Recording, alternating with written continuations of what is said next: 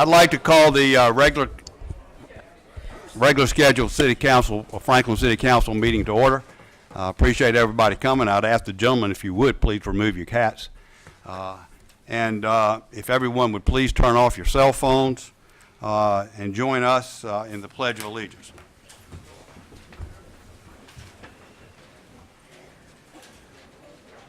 I pledge allegiance to the flag of the United States of America and to the republic for which it stands, one nation, under God, indivisible, with liberty and justice for all.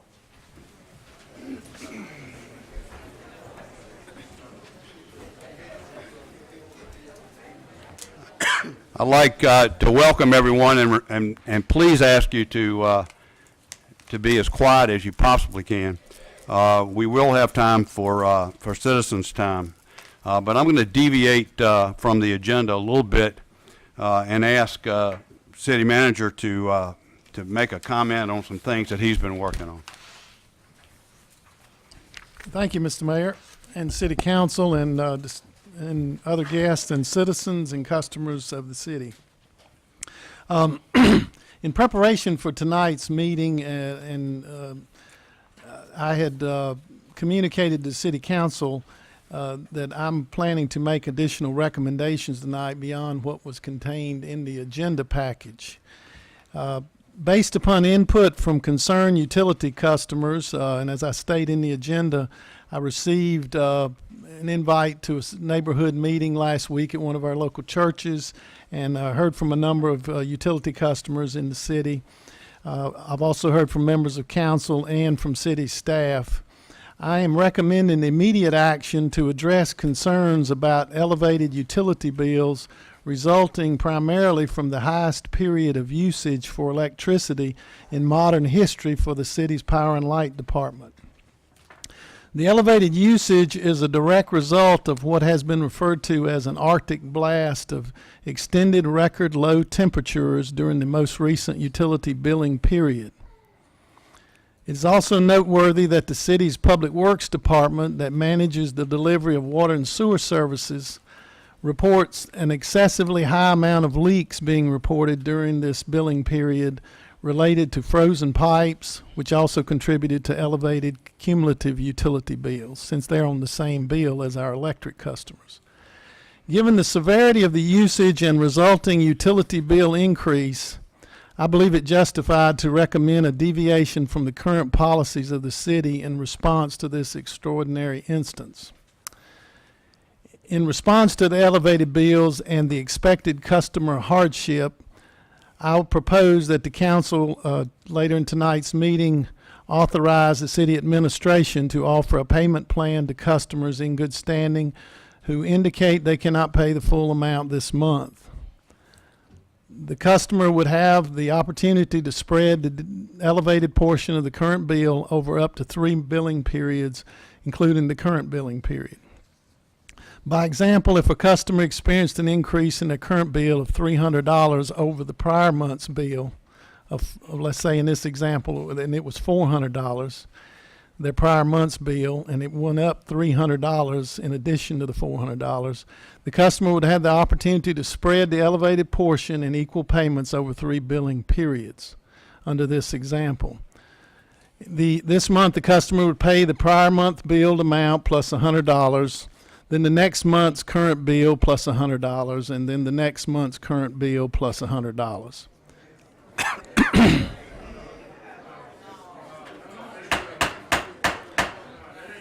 As long as please. Yes, go ahead, Mayor. As long as the customer met the terms of this payment plan and remained in good standing with the city, no penalties would be related to the payment plan or incurred by the customer during the period. When we get into the agenda, of course, I'll go into greater detail as necessary with the City Council, but that is my intention to make that recommendation tonight. And we felt it only fair when the mayor and I discussed it that I go ahead and share with the utility customers who are here to speak on that topic what the intended recommendation was going to be, since I'd already shared it with the City Council prior to the meeting. Thank you, Mr. Mayor and Council. Okay. I'll defer back to you. Okay. We will now open up for citizens' time. We've had approximately 20 people sign up for citizens' time. So I'm going to allow you 3 minutes each. And if anybody, when I call your name, if you would please come up, state your name and your address, we would appreciate it. Thank you very much. First one up is Thomas Council Jr. Thomas Council, 425 Bracey Street. I got several issues. I'll be quick. A couple of months ago, I came in and asked you to reinstate Christian prayer back into the city council meeting. I don't see where you put any plans on your planning tracking system to do that. Jesus Christ is real, God is real, and we will be punished for not recognizing him as the true one Lord. So I've asked you to put that back into the city council meeting. Second thing, I've been passing out these Mylar, NASA technology, hypothermia blankets. Anybody needs one? I just got another case. We pass them out to the homeless. We pass them out to people with really cold homes, people living in sheds. We passed out maybe like 40. I got another 60 now. My next issue, the light bill. We need a longer extension. And I want to point out to you that you work for us. We don't work for you. We feed you. You don't feed us. We're asking you to take the time and make proper adjustments. We cannot afford this. You're going to put everybody in the street. And we don't want to go in the street. We don't need to be in the street. Don't do it. You won't have seats in the future. Thank you very much on that issue. Recreation. Okay. You gave Southampton County $30,000 of our money. Okay. You could have reduced our light bills to $30,000. Okay. That was a waste. That was a waste, okay? If you look at your plan. Excuse me 1 second. Yes, sir. Please, I would ask everyone to please be civil and please respect the person who's up here speaking so they can finish what they're saying. Okay. Thank you very much. This is the City of Franklin Parks and Recreation and Open Space Master Plan. It was developed in 2003. Okay, you have not updated it. You are neglecting our children, you're neglecting our community, and you're wasting our money, okay? We need you to update this plan. Good planning is good business, okay? Now, the city council is in charge of this plan, and you need to get on it, and we will be watching you. I know I will be watching you. So, thank you very much. I think that was less than 3 minutes, wasn't it? Thank you, Mr. Okay. Council. Okay, thank you.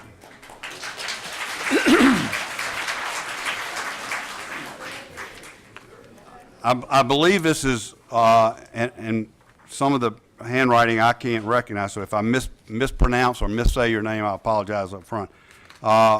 Willie Denson, is that correct?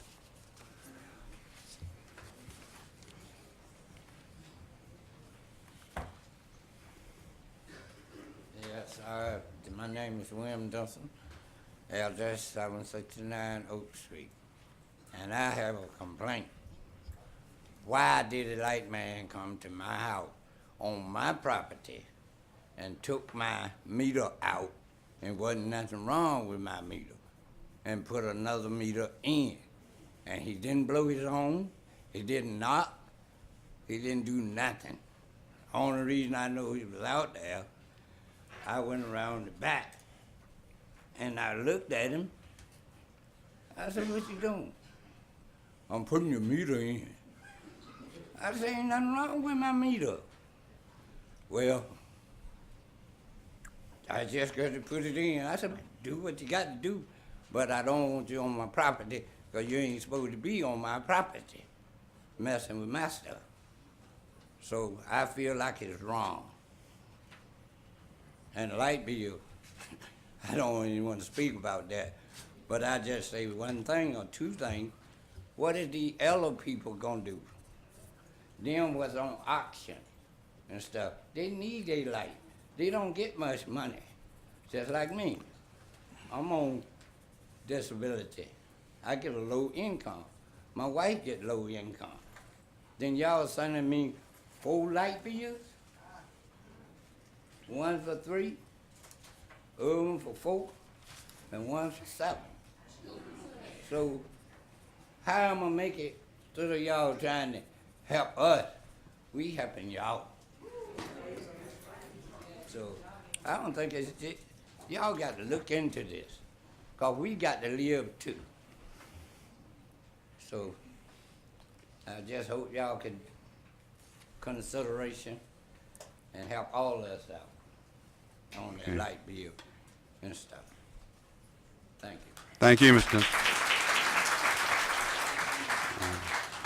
Wayne Hart.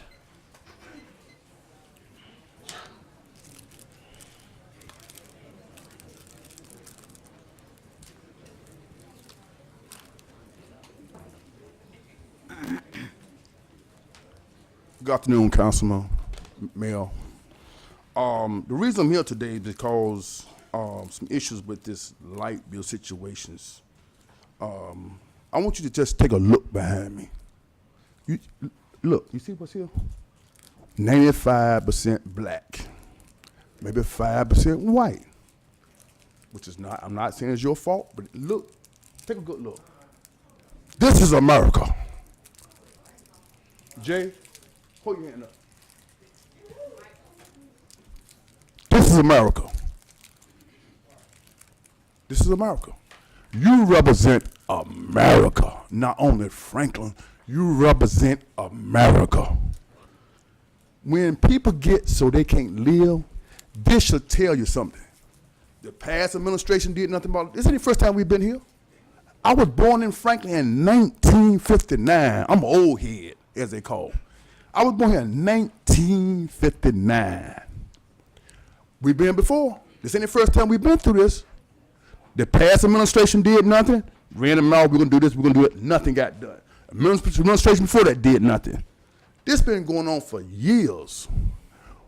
First of all, we got an economic crisis in Franklin. That's what called folks not to pay the light bill. What are we doing about the economic crisis in Franklin? No jobs. Everybody ain't lazy. All black kids don't hang on the corner. All black kids don't sell drugs. I know some black kids with college education cannot come back to Franklin to get a job. The population of Franklin decreasing. Why? Ask yourself those questions. Why is it decreasing? What's going on in my city? I love my city. I was born and raised. I love Franklin. This is my inheritance. So why is it decreasing? What am I doing to make the situation better? In America, we're supposed to make it better every day. We are better than this. We're better than this. Why? Have I done my job? Can I sleep at night knowing somebody's lights out in the cold? Somebody's child is cold. Or they take the child to a neighbor house or to a friend house.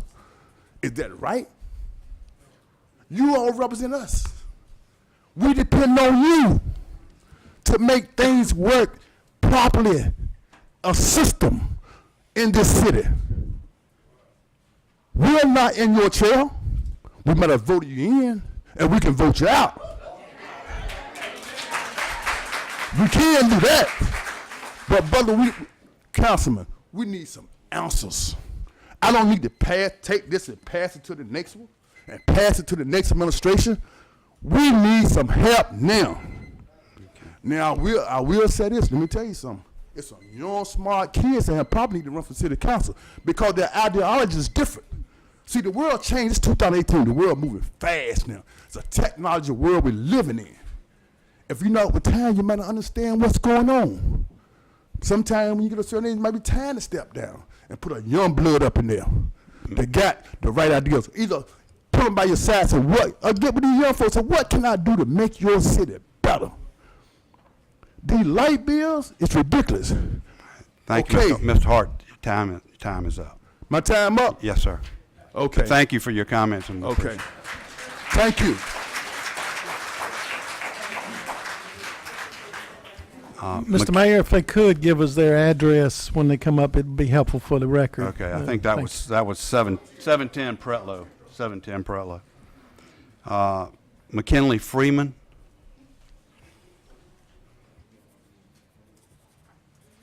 How you doing, Madam Mayor?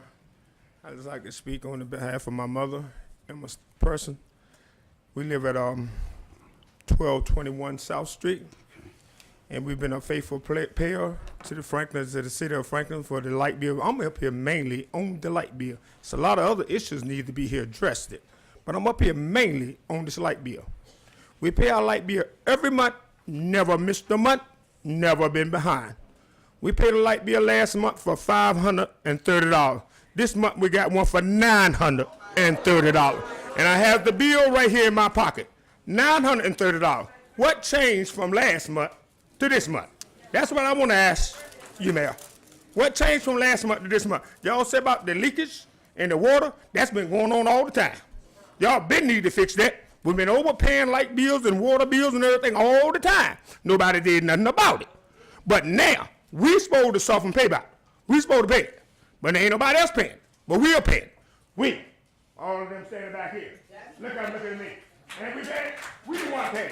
Y'all aggressive, but y'all ain't doing. What is y'all doing to pay this here? Why do I got the double? My bill got that double to pay.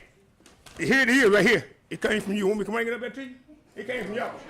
Well, I carried it back. Who won't see it? There it is right here. It's double. It's double. It's double. In 1 month, I'm gonna pay a double bill. And you, not no disrespect to you, Mr. Martin, you said pay $100 and we continue to pay the bill? We didn't have the $530 pay. We're gonna come up with $100 to pay you to reimburse it here to make this here back up. We scrambling day from day. And I'm gonna let it go at that, Mayor. You Yes, think sir. about it. Yes, sir. Thank you very much. Appreciate it.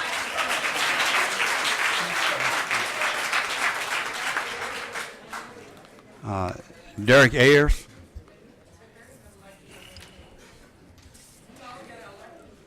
Good evening, council. I have a couple of questions for you pertaining to the light bill like everybody else. Please give us your address if you would. 101 Southampton Road. Thank you. So I bought my house in July of last year. I did not receive a bill in the mail until December. Okay? Now, luckily, my wife's a lot smarter than I am. So she was coming down here and putting money on the account. Okay? She just gave them the address. They happened to tell her how much we owed or how much was due at that point. I went to the utility office and they told me that, oh, well, the zip code's messed up. That's not my problem. It's a system that we created here in Franklin, right? So we continue to pay. But my question is my wife has asked me to ask you about cost sharing. Is that something that Franklin Power does?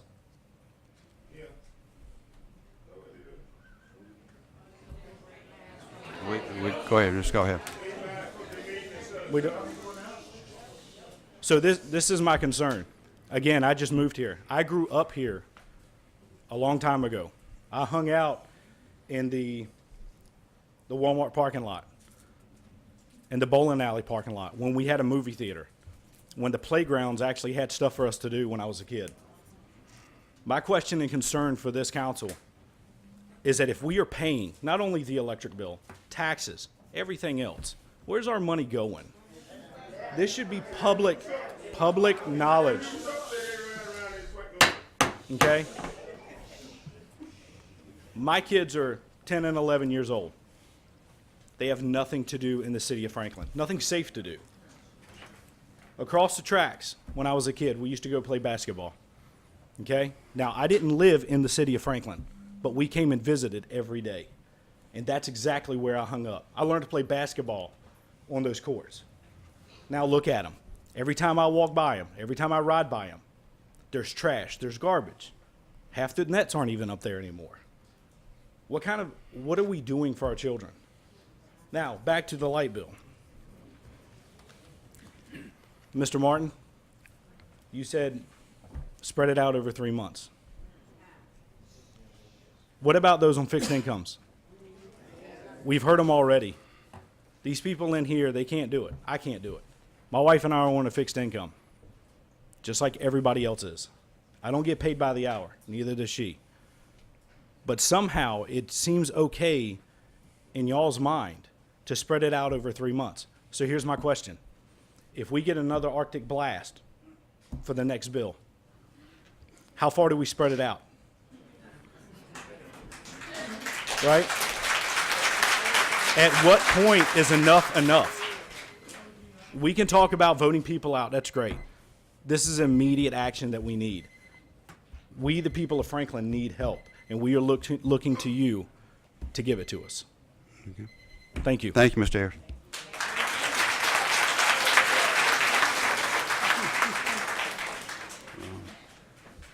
Greg McLemore.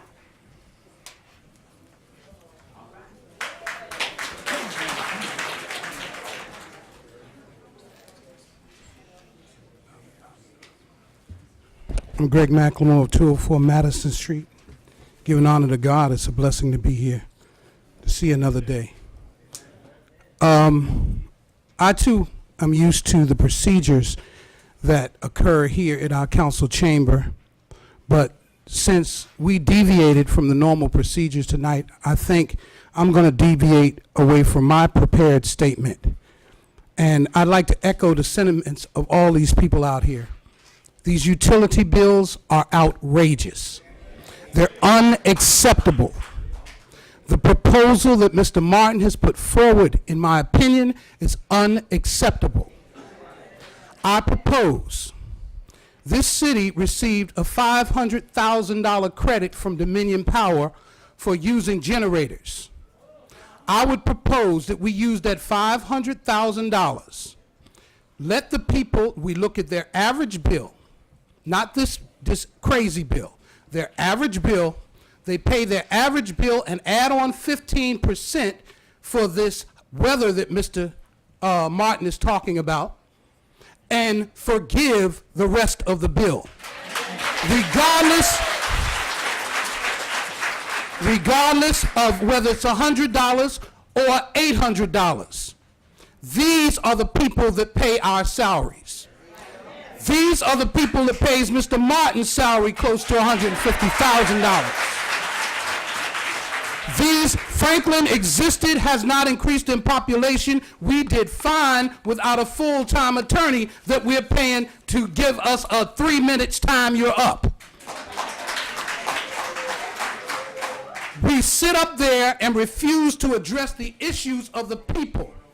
We have outrageous crime in our community. We don't have community policing. Once upon a time, we knew who our police were. They had a relationship with the people here. Now we don't know them, they don't know us, and we are not getting any results, so we have to live in fear of gunshots every week in our community. What is our city doing? Mr. Council spoke of recreation. We closed the armory. You said that the National Guard took it from us. That is a lie.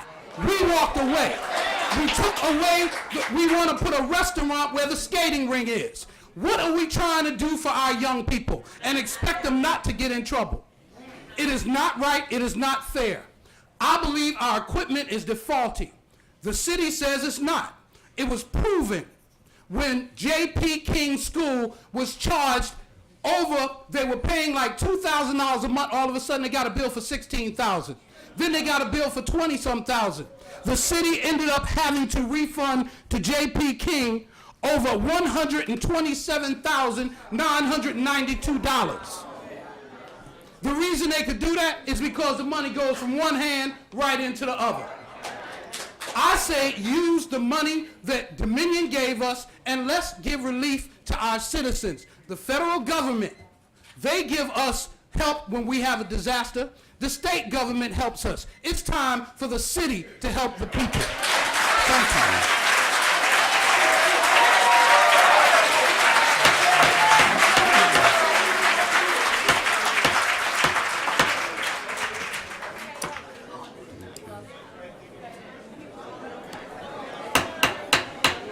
Please, please.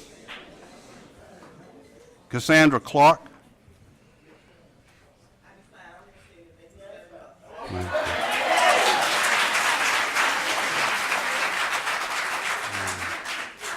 Amanda Manley.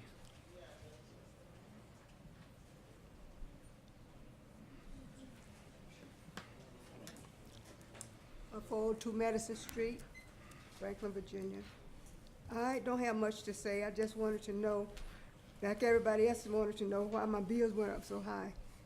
It's just one person in the house, and back in December the 18th, my bill was $261. January, my bill went up to $443. This month, my bill went up to $643. Now, I don't understand it, and I don't know if you can tell me why I did it. I don't know, but that's all I want to tell you. Thank you. Thank you.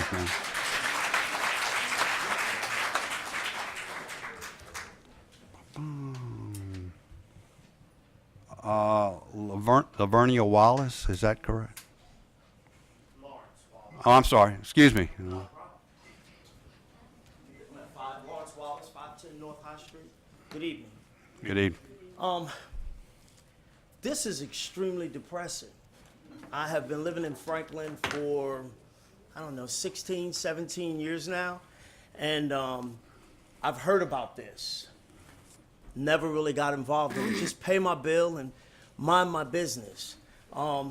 Recently, though, my wife called me, and as she usually does when I get a high bill from Franklin, and I just go pay the bill. If you don't pay it, they're gonna turn off the electric. But she called me and told me that I got a bill for utilities for $1,076. Now, I will say this to you. My immediate response to my wife was, well, okay, we'll go downtown and they'll either do something about the bill or I will board this house up and move from Franklin, because apparently they do not want me here.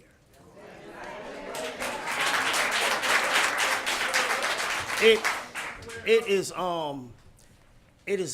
a sad day here in this city when I'm sitting next to an elderly woman who I know can't pay her bill. I can't afford this bill, okay? But what I do know, as most everybody in here does, is that I can't afford not to pay it, because the moment that I don't pay this bill, you're gonna turn my lights off. And unfortunately, we don't live in that day and time anymore. We gotta have our electric. I heard from the city manager the most ludicrous plan. I will say, very eloquently stated. But you all know that what he had to say does nothing for these people. Nothing. Okay. At some point, we have got to do something about the electric. Now, I got a boss in Virginia Beach, and I sat down with him and a few other people that I work with, and I started asking them questions about their electric bill. Now, my boss lives in over a 3,000 square foot home. He pays $215 a month. Every month. Every month. Okay, my question is that if this has been an ongoing problem in this city, at what point do we as the leaders here say, hey, we need to work something out so that in the future we don't have this problem?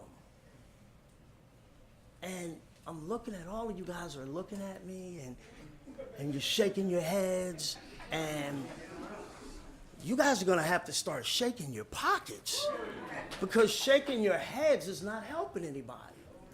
You know, and I say again, I've paid plenty of bills here. I mean, the bill before this one was $699. The bill before that one was $437. Okay, my lights are on, and they're gonna continue to be on. But for a lot of people, it's not gonna work out like that. You guys have got to do something different. Thank you, Mr. Wallace. Thank you.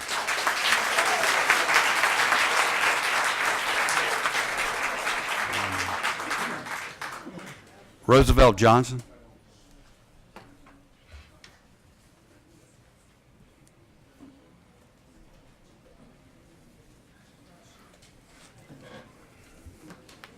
I'd like to say good evening to the city council and good evening to our fellow citizens.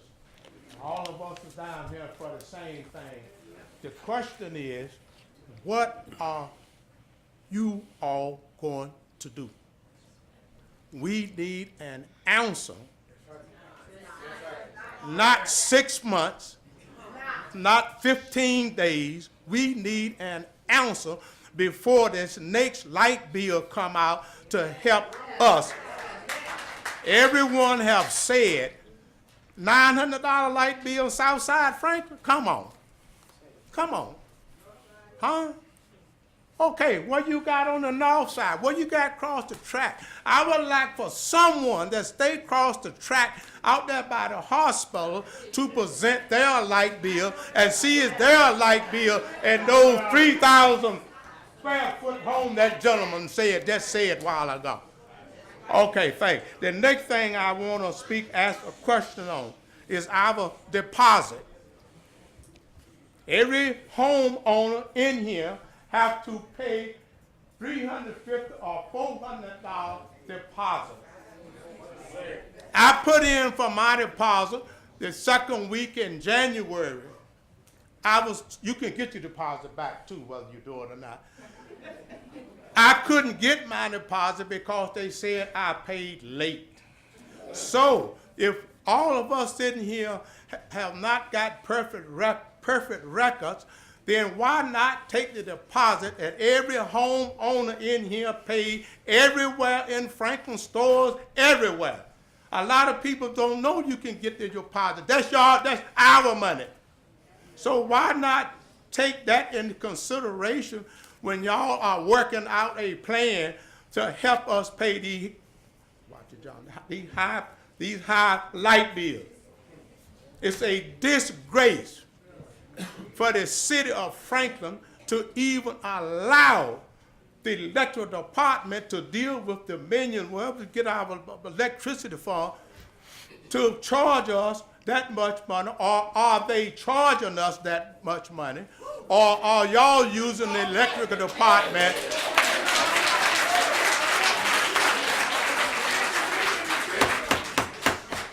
or are the city council using the electrical department to run these other parts of the city of Franklin? Now y'all can answer that question right now. Is the money from the electric y'all collecting from the light bill used to run the other departments in Franklin? If so, it is another disgrace. How about people going, how the average person ain't gonna pay $900 a month? Think about it. Okay. Think about it. Well, I'm gonna say that. Think about the people's on disability. People getting food stamps. They only draw $900 a month. How they gonna? Now I'm gonna finish. The last thing, are y'all gonna cut the people lights off that cannot pay this high price bill? That question needs to be addressed immediately. Maybe after this meeting, y'all call a special meeting and discuss that part, then go somewhere else. Are y'all gonna cut the people lights off? Thank you, Mr. Johnson.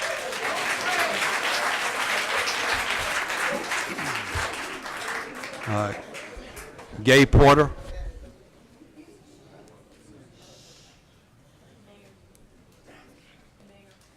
I live at 600 North High Street.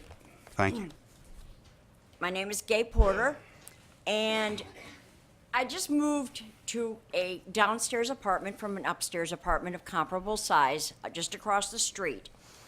I got a $610 electric bill for a one-bedroom apartment for a 5-week period, which is ridiculous. I have never, in 30 years of paying electric and utility bills, I have never paid over $300 in my life. And I don't know what's going on, but something needs to change. I'd like to know why the city of Franklin does not offer an installment plan on a monthly basis like Dominion Power does, and you know what your bill's gonna be every month, and then you take care of the balance when you know it's coming at the end of the month. You can save, or at the end of the year, you can save for it to make the difference. Thank you. That's all I got. Thank you.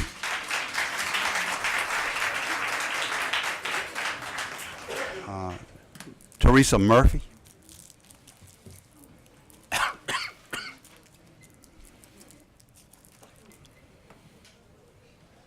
Give me an honor to God. I have a question about my light bill. I've been Would in you, the excuse me, hospital. ma'am, would you please state your sorry. name and your address, please? Teresa Murphy, 29166 Delaware Road. Thank you. I've been in the hospital since November, all the way up to January. I don't understand how I got a light bill for $364. I won't there and my husband won't there. My husband with me every day. Why? I don't have no leaks. I don't pay y'all no water. I have my own well.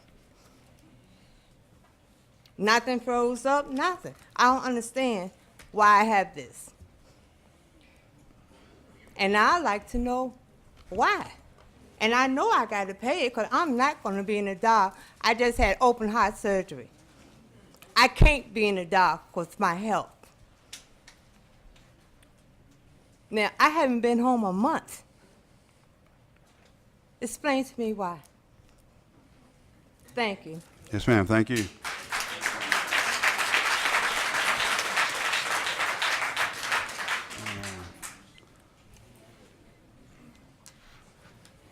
But let me make sure I can read this. Is it Patricia Adams? Is that Patricia? Oh, I'm sorry. Excuse me. I couldn't read it. I live at 716 Charles Street, and I have a problem with my light bill. I am on a nebulizer, and in case y'all don't know what that is, it's a device you plug into the wall and it helps you breathe, okay? I have to use it once in the morning and once at night. I also got my light bill Saturday, $800. Wait a minute, I'm not done yet. I got a 2-bedroom house, about 1,000 square feet. I live in 2 rooms, my den and my bedroom. And I got a fireplace, about yay tall, about like that. It's thermostat controlled. I cut it on when I get home from work, and I cut it off before I leave the next morning to go back to work. But yet my light bill is $600, $700, whatever it is. Now, I don't understand this. It's just me and my kitty cat. And I don't think she messes with the remote control. Yeah, I got an attitude because I put in a $450 deposit. Mine's a little bit higher than yours. Can't get it back because I'm always late paying my bill. Well, here comes something else out of the clear blue sky. Because I'm trying my best every month to pay my light bill, I'm getting evicted because I can't pay my rent. I'm 61 years old. I got COPD. I've had a heart attack. What do I do? Sleep in my car?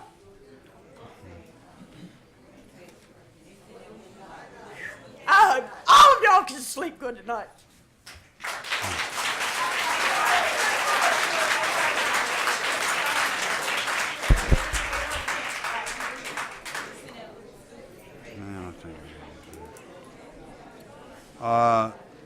Deneen Powell.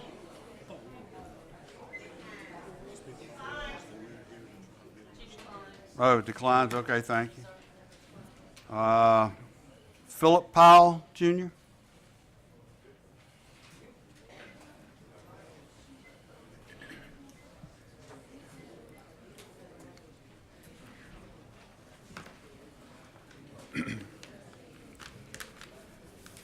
My name is Philip Powell, Elder Philip Powell. Can I state that again? My name is Elder Philip Powell. I have no reason to lie. Excuse me, Elder. Give your address, please. Yes. He told me to state my name. An address. Right. Oh, You need address your them. address. Do they deserve to be addressed? But I will address to be what I am. I greet you in the name of our Lord and Savior Jesus Christ. City Council, Mayor, all y'all, amen. My light bill, yes, Your home address. 303 Barrett Street. This side of the track. My light bill last month, I got help on that one. It was $711. They paid $300 for me because I couldn't afford it. This month, I got a light bill, electric bill, for $1,040. And y'all know what I'm doing now? I'm holding back tears because it don't make no sense. Glory be to God. And if you are who you say you are, you represent us, then you ought to do so, or in my line of business, if I'm not worthy of what I call myself, I step down.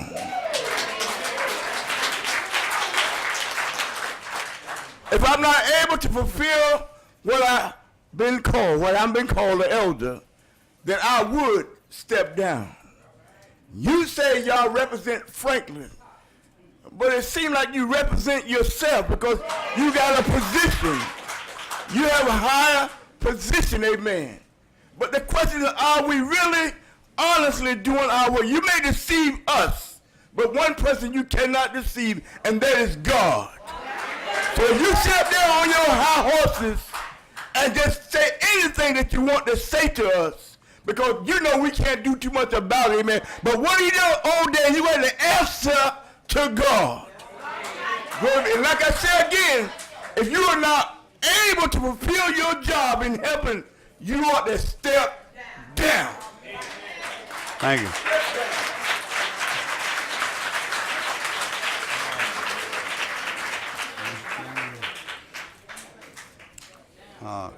Clarissa Strand.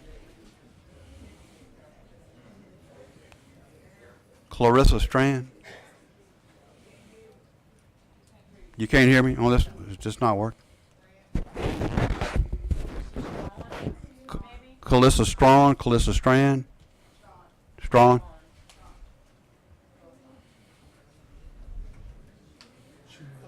She may have left. Is Clarissa here? Okay.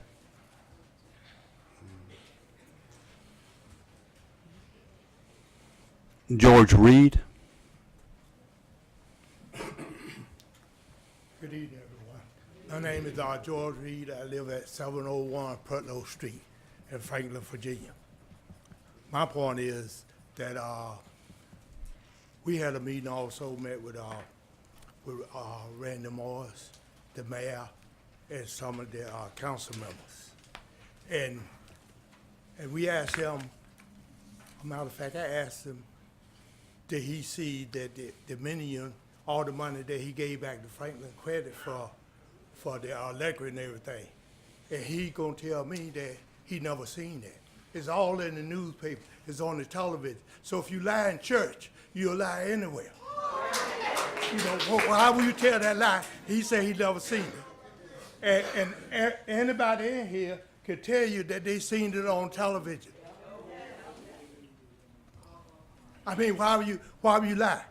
Why would you lie and just go and just say, well, like, you know, I don't want to tell you about it, I don't want to say it. You know, don't lie about it. Just say, okay, we ain't did nothing about it yet, we'll do something, you know. And I mean, if you lie, stand in the church and lie before God, you lie anyway. And another thing, what is the fuel adjustment? I don't use no fuel. So what do that mean?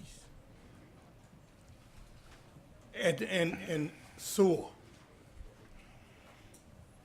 I don't understand. I don't understand why that's on your light bill and you don't use it. But I can tell you this: I lived in Philadelphia, New York, Jersey, and everywhere, and I got a bill on my electric for $35 a month. for $35 a month, and then pay, and I didn't have to pay for trash pickup, recycling, or none of that. You bought your own trash can, and they come around every week and pick up your trash and stuff, and you don't have to pay for it. And the trash and the city of Philadelphia or New York make more money than these guys down here working. So why do we pay for trash pickup and everything, pay for cans and stuff? I mean, one of you guys should be able to answer that. I want to answer, but we can't. The rules say we can't answer you. I would love to answer. They need to throw that rule out. You They deserve need to get rid of that rule. All right, Mr. Matthews. Why are we here asking questions if you can't give us no answer? They need to throw that rule out. And whoever made the rule should get rid of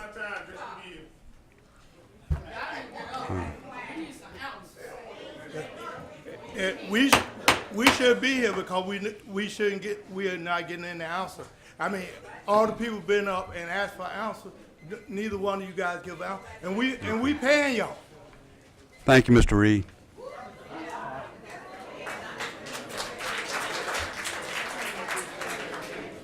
James Bowers. Yeah, how y'all doing? Yeah, I went down there. I've been 1313 Virginia Street, Franklin, Virginia. I'm sorry, I didn't get it. 1313 Virginia Street. Thank you. I've been there for 24 years. I just paid $97.46 light bill.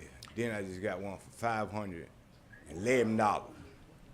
And then I went to see Mr. Martin today. He says, it's sewer.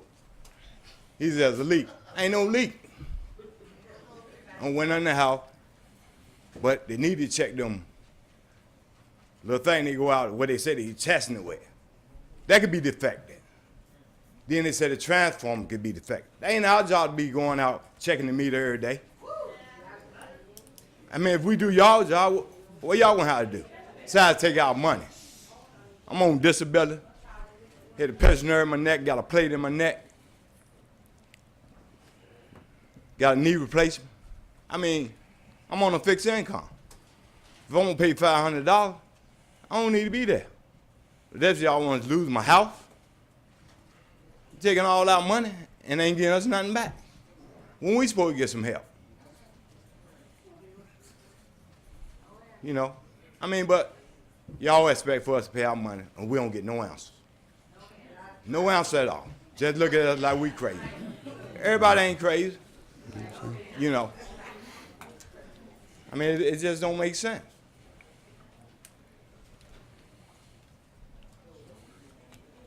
I mean, when we gonna get answers?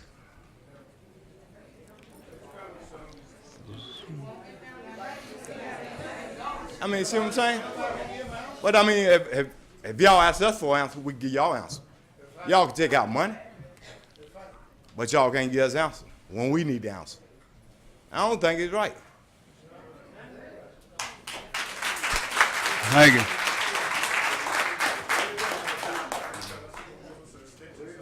Donna Harris.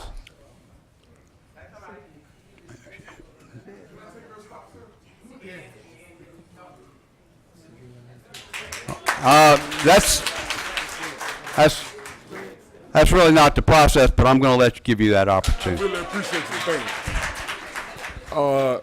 Good afternoon, Councilman. My name is Greg Scott. I am at 125 South College Drive. That is Cover 3 Foundation, a nonprofit organization. I grew up here, and I know a lot of you all personally. Upstanding people, people of character, people of integrity. If you are in a position to change this to benefit the people in Franklin, please do so. I am much more fortunate than a lot of people in the room. I have a 9,000 square foot building, 4 walk-ins, lights that stay on all the time. My light bill is $700 on the average. And it's a 9,000 foot building. And hearing people have light bills for 1 room apartments, $600, $700, that is disheartening. It brings tears to my eyes to hear the people in Franklin stand before you and beg for your help. It is time to do something about it, and it is urgent. People are living check to check, just trying to pay the light bill. I have been very fortunate to play in the NFL, own my own business. I would be highly pissed to see a light bill for $1,100, even for my business, and these people have them for their homes. If there's any remorse in your heart, in your body, make the change. And I know it is within you all, because I know a lot of you. Please help our people in Franklin. Thank you, Greg.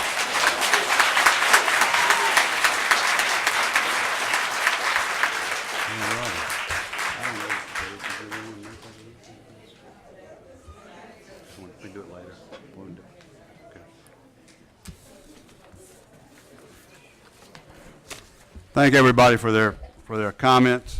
We will, as we said before, if you have an individual situation, please make sure you get with Mr. Martin.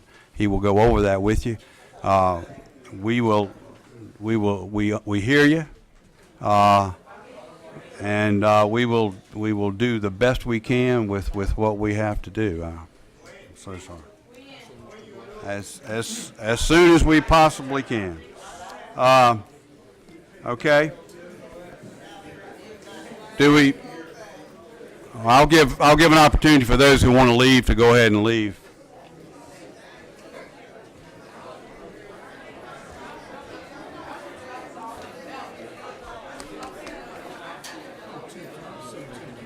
Huh?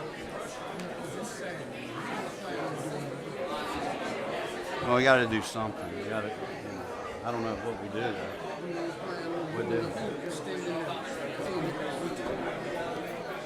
Some people think you give away. Yeah. We got to find a way. I told you. How many customers did you? Yeah. All right, we're gonna reconvene. If some people want to leave, now's a good time so we can.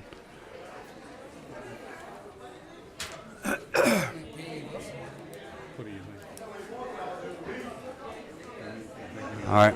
Special meeting to address this. We just talk about it and just say. Wait a minute. You can't hear nothing there. Let the people go. Okay.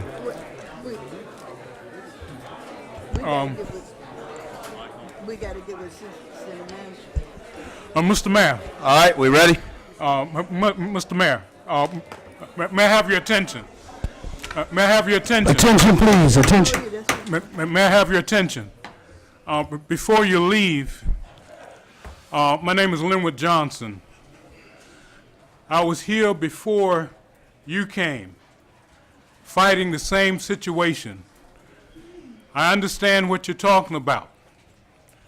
But what we need to do is come together and get something worked out. That's what we need to do. I'm here to do that. I said 5 years ago we needed to work on the light bill. Now there are some things that we need to do. But in order to do that, we must come together as a city, work together. Believe me, we're not up here to punish people. I have to pay lights just like you have to pay it. Mine is sir, no, $651. No, it has not. But look, and no disrespect to you. I'm trying to help you. All right. Let me help you. I led the march before you came. Let me help you. I'm here to help you. All right. Okay. Okay, now, may I finish? I've heard you now. Hear me. Please, hear me. I'm proposing that the city council have a special meeting to work on this together. I'm making that motion now. Second.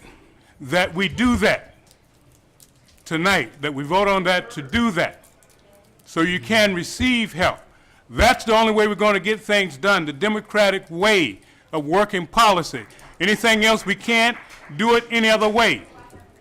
Mr. Mayor, there's a motion on the table to have a meeting tonight, I heard that, Mr. McElroy. and I second the meeting. I have a motion, I have a motion on the floor, and I have a second. Is there any further discussion? I would like to say that I recommended a solution to helping relieve these people. We take money from the federal government, we take money from the state government, but we refuse to give any money back from the city government to the people. And I think we have a solution that we can address this problem if we just are willing to open our purse strings and help our citizens to pay us. So I think we should look at this equipment that's faulty, and we should have a meeting tonight, and I would say I wouldn't leave this building till we come out with a solution.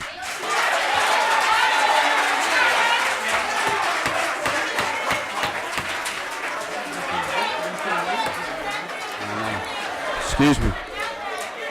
We have a motion to hold. We have a motion on the floor to hold a special meeting for council to discuss. We have a motion, we have a second. I'm opening it up for any further discussion. Anybody else have anything to say? Mr. Only comment I would make, Mr. Mayor, is according to the agenda, you have adjustments to the agenda. It would seem to me you need to add the discussion, as I earlier recommended, to the agenda at some point on tonight's meeting. It is a report under city manager's report, but if council intends to take any action, I would recommend you amend the agenda to put it on the agenda in the proper place as desired by the council, and then allow the council to debate the entire topic rather than just the item, the motion that's on the table. Okay. Mr. Mayor, I would move. Well, we've already got a motion. I'm not making a motion. I'm just saying along with what they're saying. Rather than make these people, you have the authority to adjust this agenda, and we can have an adjournment, go into closed session, or have an open meeting on this now with the people here and air this out.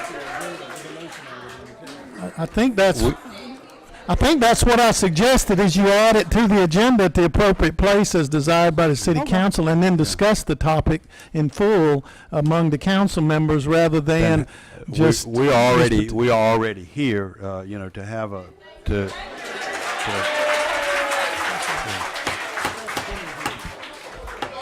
please, if you would please give us the opportunity to make sure that we're handling this correctly, so that it's for the people. It's not for us, it's for the people. So please give us that opportunity. So what I would suggest, if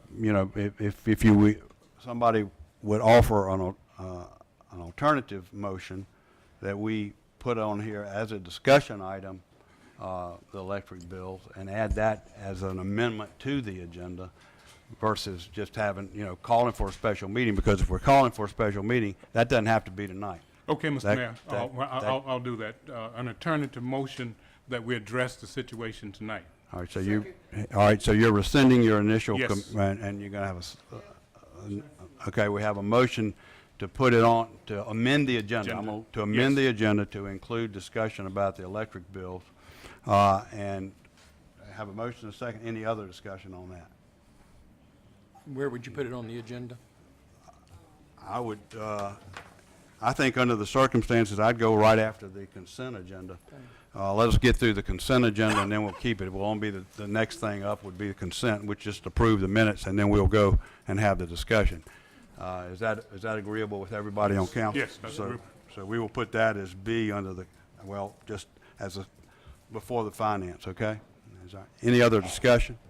I'd just like to say, I hope that this meeting that we're about to begin to have discussion, it has a clear, defined result of action at the end of it, not leaving it open, that we won't make a decision in front of the people. We are the people who have to make the decision. We can all bring up our ideas, and we can That's- vote on the ideas that we And have. that's exactly the purpose of putting it on the agenda. So thank you for letting us know. Okay, so we have a motion and we have a second. No further discussion. So all those in favor signify by aye. Nays have the same opportunity. Aye. Aye. Aye. Aye. Aye. And aye, that motion carries. We will put it right after the consent agenda. We will do that. Okay? Thank y'all. And thank y'all for giving us the opportunity to work that out. We have the consent agenda. The consent agenda is the regular scheduled meetings from the January 22nd regular meeting. Do I have any additions or corrections to those meeting minutes? I would contend, Mr. Mayor, that the minutes did not include any of the questions that were asked the police chief when he gave his presentation. None of the questions that were asked, the minutes added all of the things he's talked about, but none of the questions and responses. And I would move that we amend the minutes to reflect at least some of the questions and answers that were provided to the council. Well, if you recall, Mr. McElmore, we've had this discussion. I mean, the things that we're supposed to not have verbatim minutes. We're supposed to have just general discussion about what went on, and we all agreed that was what we were going to put on the. I didn't ask for verbatim minutes. But sir. what I we said did, some questions. and we've given those people that have asked questions, those of us who've asked questions, anybody who would like something reflected in the minutes to note note that while we're having the meeting. I mean, you just can't. We can't go back and just pick which questions do you want us to pick. I think it's got to be more specificity around which questions do you want included, as opposed to that. So, what I'm going to suggest we do is let's just hold off on approving these minutes until you have a chance to get with the proper people and see which questions. I'm in agreement. Is that okay with you? That's fine with me. All right.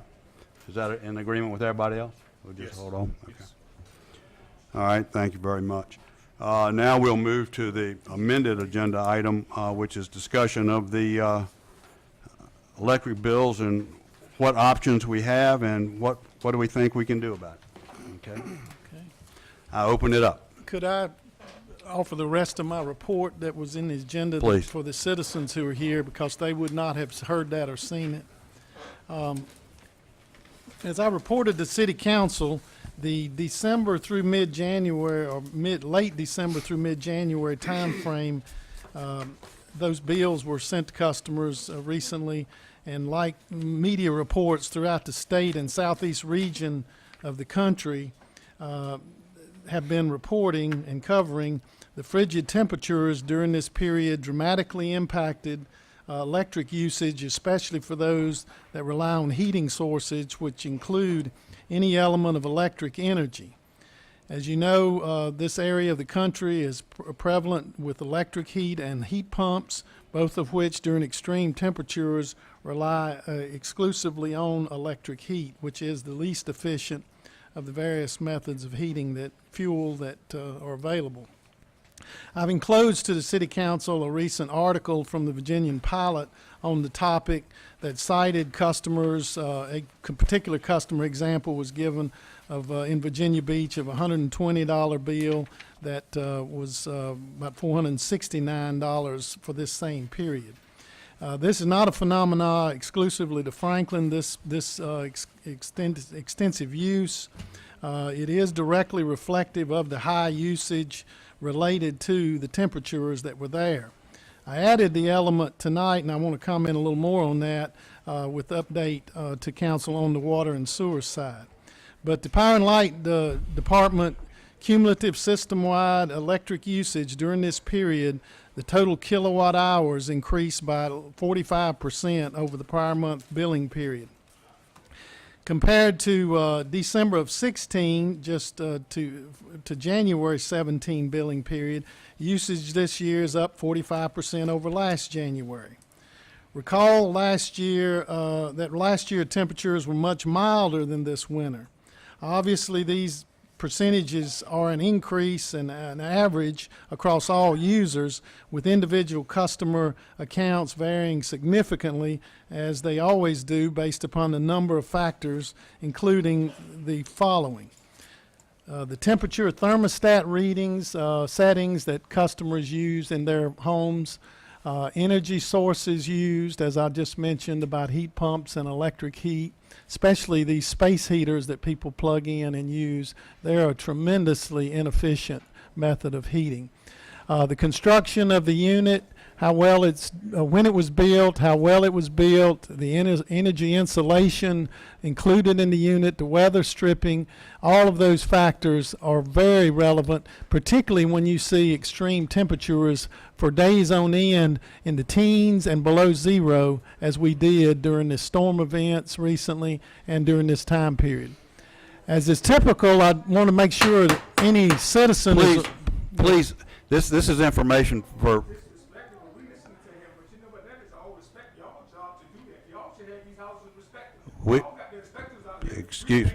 excuse us, just let us please get through this.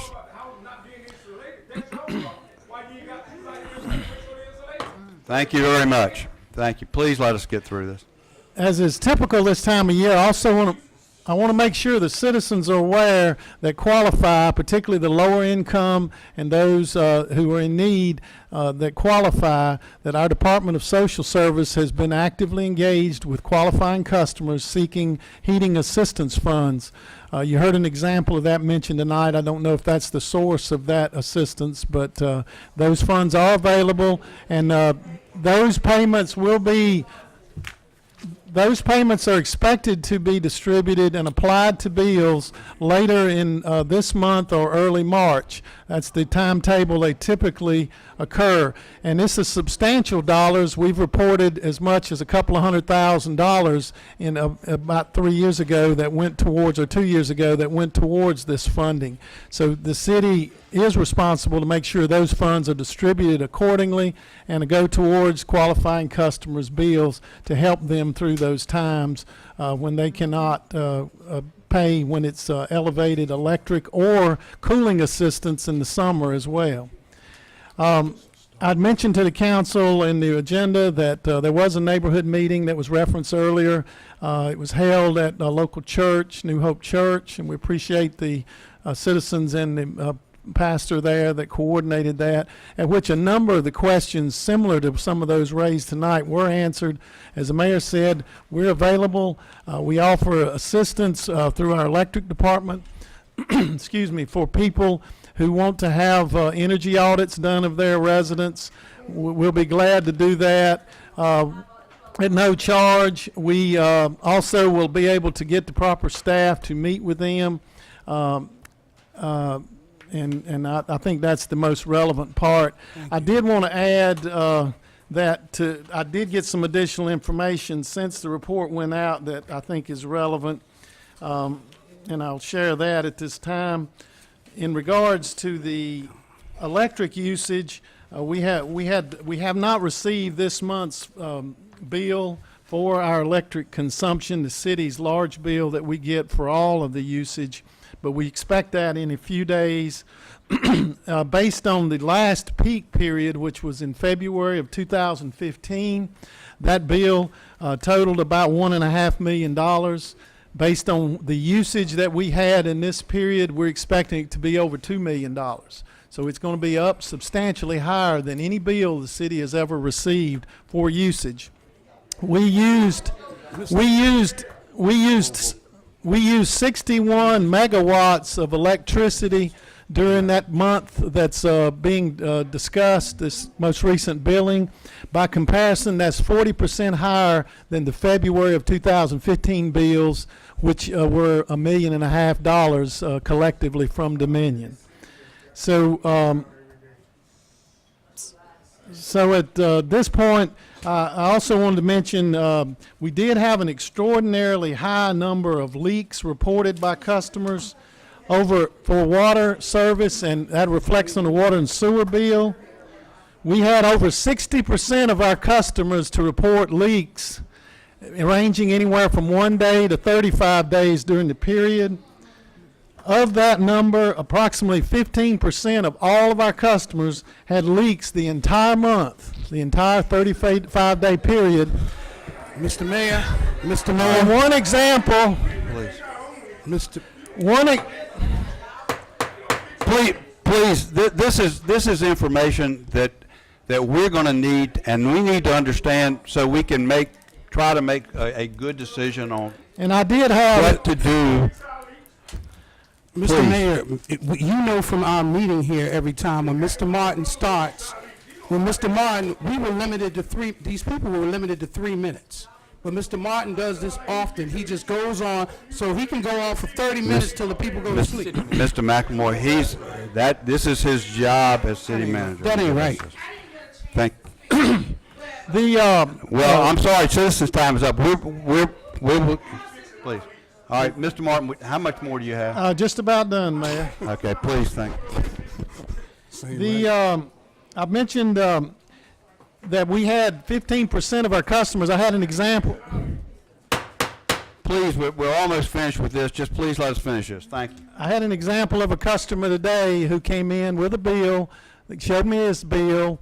His electric bill, he felt, was elevated. His electric bill was almost exactly what it was the prior month. I won't name him because that's confidential information. But it was the same, and it's almost the same amount. The water and sewer bill was almost $400 based on an extensive apparent leak that I encouraged him to get with our utility department and discuss his situation so that leak could be addressed. His normal water and sewer bill was about less than $40. Now I say this because you need to analyze, all customers need to analyze their bill to make sure of the source of any increase, because in this case the customer had not addressed it, and it ballooned from $40 to almost $400. With an electric bill, because the heating source was something other than electric or heat pump. So it's a complicated equation. I think this is relevant, and I thank you for the attention of the City Council in letting me share these facts, and I'll be glad to answer any questions related to it. All right, thank you very much. Okay. All righty. Okay, so what are some thoughts on some opportunities that we may have to address this? Mr. Mayor, I think we did receive a $500,000 credit for using our generators from Dominion Power. I think that we should allow our citizens, I'm not asking for no handout, but I'm asking that the citizens, first of all, Mr. Martin told me when I met with him today, he never mentioned our next bill being $2 million. I just calculated that after you After I left, left, you based on the calculated. usage that I found out this afternoon. Okay. All right. Yeah. Please, However- oh, excuse me, please.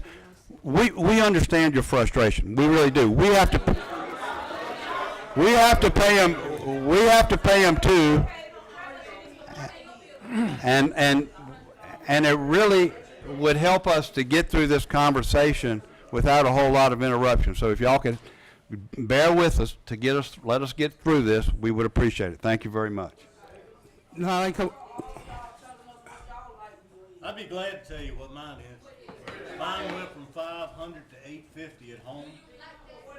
It's terrible. You proud of that? No, I'm not. And you're really proud of it? Did I say I was proud? You ought to be on the outside then. Did I say I was? I was Wait a minute. I think everybody up here, everybody sitting up here is on your side. Please. See, he's going to be disruptive. Not going to get anything done. He needs to be moved. We need to move him. You know, we're not Sir. allowed to address. I That's wish right. we could. This is not a seat that I'm proud to sit in because of the way everybody's acting. I have been in Franklin all my life. I'm not against anybody in this room. I think if you know me, you'll know that. We're here for you, not against you. But we got to be on the same page. I can't afford it. My shop went up from $1,100 to $1,700. It's not in my budget either. My mom's went up. She's on fixed income, $200. But I'm telling you, we're here for you. Let us help any way we can. Like I was saying, could you call, please, y'all, I want us to leave here with a result. I don't want us to leave here not knowing what we're going to do for you. Now, you can see, I was complaining about this in 2015. I was away from home, and my bill never changed. So I care about our bills. I tell you, I work for y'all. I don't work for the city. Now, I propose to take the money that we have. We have $2 million, according to Mr. Martin. We have close to $2 million in the electric reserve fund. We have close to $4 million in our general fund. I say that we allow you to pay whatever your average bill was before this, tack on a small amount for this cold weather. That's fair. And the rest of it, whether it's 100 or whether it's 700, the city forgives it. That's what I would propose to the council. All right, thank you very much. That's my idea, Mr. Mayor. All right, well, that's an idea. Is it residential and business? I would say, because he asked me a question. I know, but just don't. Oh, I'm sorry. I would say yes, businesses too, because our businesses help pay the taxes to keep this city going. So everybody that pays electric in Franklin should get treated the same way. Okay. All right. Anybody have any other suggestions, recommendations? Yeah, I'm with you. That's a good short-term solution. It does not solve the long-term solution. That'll handle you for 1 month. That will handle you for 1 month, and next month you'll be back here with the same thing. I disagree. Same thing. That'll handle you for 1 month. What we need to do, you've talked, now let me.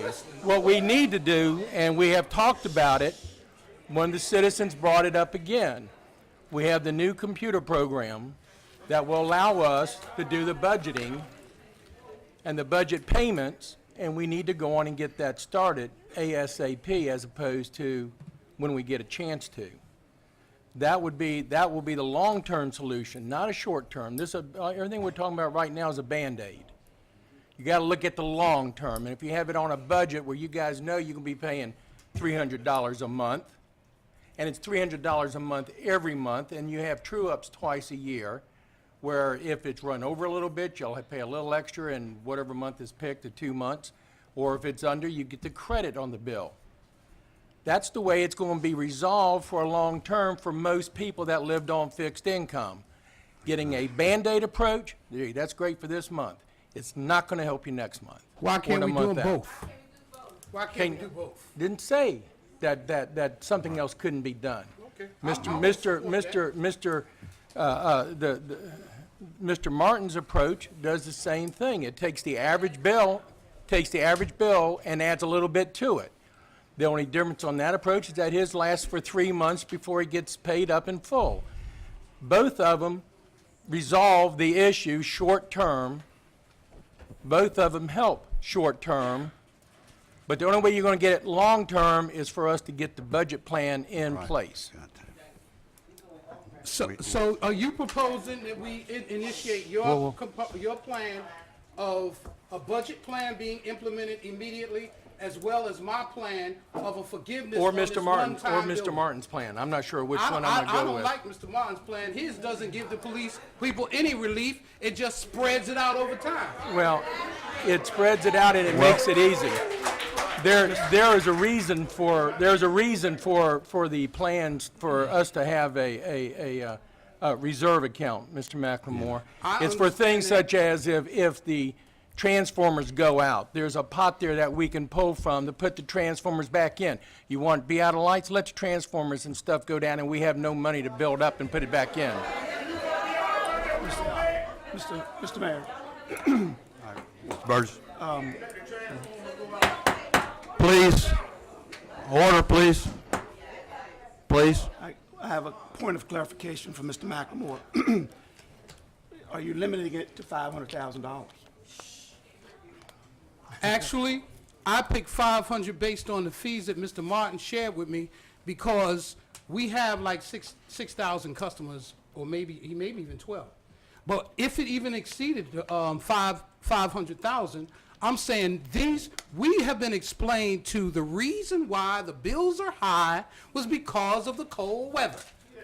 So we don't anticipate having this cold weather always. So this one time, we have a forgiveness and use what it takes. Now, just like we built up our reserves once, we can do it again. We built it up on their money, and we will continue to build it up. But this one time, somebody, if they only getting $800 for their fixed income, how can they live with a $1,000 light bill? So Mr. Martin's plan, as we all know, you pay $100 this time, or break it up into 3 months.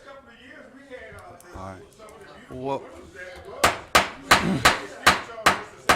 excuse me, sir. Excuse me, sir. Please, please. So my question is, are you limiting it to $500,000? No, I'm not limiting it. I'm limiting it to whatever it takes for a one-time forgiveness for the citizens. Look at their average bill. They're going to be paying. I'm not saying, Mr. Martin gave an example of it cost 1.5 million last month for electric. That's what we paid for it. Okay? I'm not asking for us to give 1.5 million because I'm still saying the citizens will pay light bills. But they will pay what their average light bill is before this spike came in, and then we'll even add on 15% to that. So when you do that, it comes down to about $500,000. We got $2 million in reserve from the light department and $4 million in the general fund. So if one time, out of $6 million, if one time, not to mention the water and sewage funds that we have and other monies we have, if one time we spend $2 million to bail our citizens out, the federal government spent more than that when it bailed Franklin out in the past. Where it is. So I'm not limiting it All right. to 500. But my issue is, if you're just going to give everybody a credit, we've got 6,000 customers. $500,000 is only going to be $83 because you're going to give it to everybody. If you're going to give it, No. Wait a minute. If you're going to give it to everybody, and you're going to do it the way you said, it could be $3 or $4 million that we have to pay out. $500 times 6,000 people is $3 million. It'll wipe out completely the electric fund and almost do away with our general fund. Now, Mr. Burgess, you're an accountant, and I haven't run all the numbers, but I'm going to say this. I don't always trust accountants' numbers. And I will say this, that according to what we paid for electricity, the expense that it charged us, as long as we don't exceed that, that was only $1.5 million. That was last 3 years ago. No, and you told me that this month, I didn't bring the paper, but you said in January, it was only like 1.1 million that we paid for electricity. But it's going to be over $2 million, our estimation, this month for last month. But Mr. Burgess, if your bill averages runs $400, you would still pay $400 plus 15% increase. So you're going to pay your bill. You're just not paying the excess. But did you hear what the people said? They said their bills were $400 and now they're $1,000. If you're going to pay 15%, everything above 15%, you're talking about $500 or $600 per person, per household. We don't have that money. We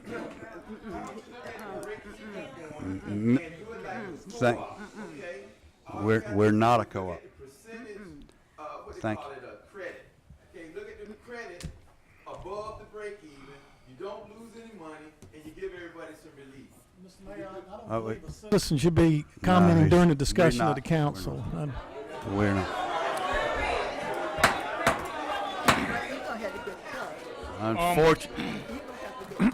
Unfortunately, you know, y'all are seeing how the bacon is made, so you get to see how it's made, but you don't get a chance to eat it until it's already made. Right. So just hang in there with us. Okay. Mr. Mayor, what Mr. Burgess said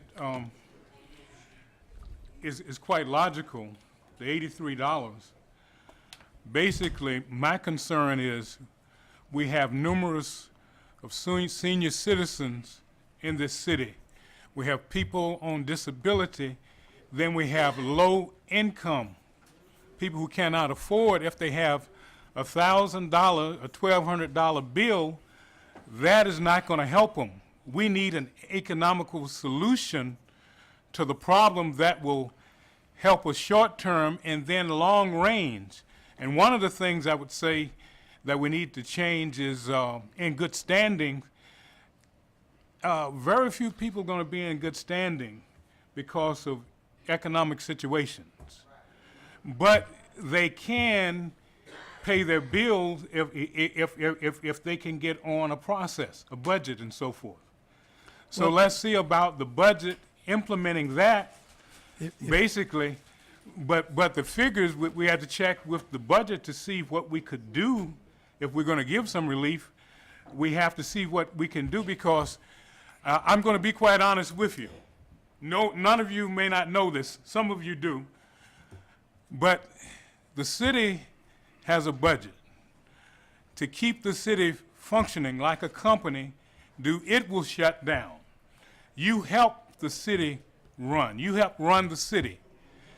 We have to make choices where we are still running. All of the cities in the Hampton Roads area are faced with the same difficulty, whether it's light bill or something else. But we have to make a decision where we all move forward. Do we be like the city of Petersburg, who's going out of business and so forth? Franklin cannot come to that. So that's why I say we have to work together and come up with some economical solution that will help us. When I say us, I mean everybody. Everybody, every living being in here. Because it hurts me to my heart when people are being evicted, when people are hurting, when people are going hungry. And I know the situation. I've helped in the past until I've just ran out of money to help. To be quite honest, I can't help everybody. But basically, we can help everybody collectively if we listen, work together, and we can work this situation out. But it's going to take a solution where we don't deplete the fund, because if something goes wrong and we can have some more bad weather and we'll just be out of it. We'll be sitting in the dark anyway, whether you pay your lights or not. If those generators kick out, we're sitting in the dark anyway, whether you paid or not. So basically, so let's be logical. As I said before, I've been where we led a march before about the same situation, but we need solution. Marching doesn't work. So We what's your need solutions now. What's your recommendation? If I could respond to Councilman Yes, Johnson. yes. The recommendation that I put forward tonight is, as was pointed out, a short-term addressing of this particular extraordinary bill that just went out. That isn't a permanent fix by any stretch. However, we're already halfway through the next billing cycle, and the temperatures have significantly moderated, so I am fully confident that barring anything significant, looking at the projected through the next 10 days, that's going to hold fairly consistent. That would mean that the usage is going to drop back to more of a normal amount, hopefully for this month that we're in. That's why I recommended that we divide the overage. If someone was able to pay it last month, they should be able to pay that, and hopefully would be able to pay, if I may finish. Oh, okay, all right. But in any event, what we're doing is a short-term payment plan is what I proposed that would get us through this current period, because we do have people that are clearly can't pay the full amount of their bill within the policy as it is now. This gives me the latitude as the administrator of the policies to address their situations. Right now, I have no ability to do that, so I need it as soon as possible. Any kind of longer term or any kind of credit, there is no utility that I'm aware of that has done that. But if the city council considers it, that's a different debate that I would highly recommend we give you the facts. Because just this month, if we have a $2 million VEMA bill for our electric that we pay them, we're going to have to pay it this month. That alone, plus our this every 6 months we have to pay debt service payments. Yes. We're going to have to pay those in January. That's not calculated into this current reserve that's shown tonight through the end of December. But essentially, that wipes out the more than $2 million in reserves that we currently have. And your policy that's adopted by the city council, although we have not been in compliance for at least 6 years, requires a minimum percentage of the budget to be in reserve for those emergencies that were just pointed out. So it would be purely nonsensical and unbusinesslike of the city to allow itself to back itself in the corner where we can't cover our bills. Mr. Mayor, Well, that's, I'm- Mr. Mayor, can I say something? That's not true. Whoa, Mr. he was- Blackmore, he I was haven't talk- finished yet. he was talking, Let me please finish. Well, Mr. Mondi, I understand that. Basically, well, one of the things I was pointing out where individuals owe $800 or more, where you said I think 3 months, we could go 6 months or more, and it may be a case of working with individuals. It would be. Individually, because you work with the day-to-day activity. If someone has a problem with the lights, I direct them to you because you work with the day-to-day activity of that. And basically, the other two things I was saying is that individuals who have high light bills, if we could check their houses as well to see if there is a problem with that, and as well as checking our equipment, because the equipment has worked unusually because of the weather. That is a factor also. I would like to see a report on that to make sure our grid is working properly and so forth. I would like to see that as soon as possible. We certainly can provide that information, and we did answer some of those questions last week, but we certainly can give you more information. But my thing is, economically, we come back to what is a reality of getting these bills reduced, or whatever way we're going to do it for short term, and then build a long-term solution. I agree with Mr. Cheatham's budget plan, but not alone, He has a with good budget a plan. one-time relief.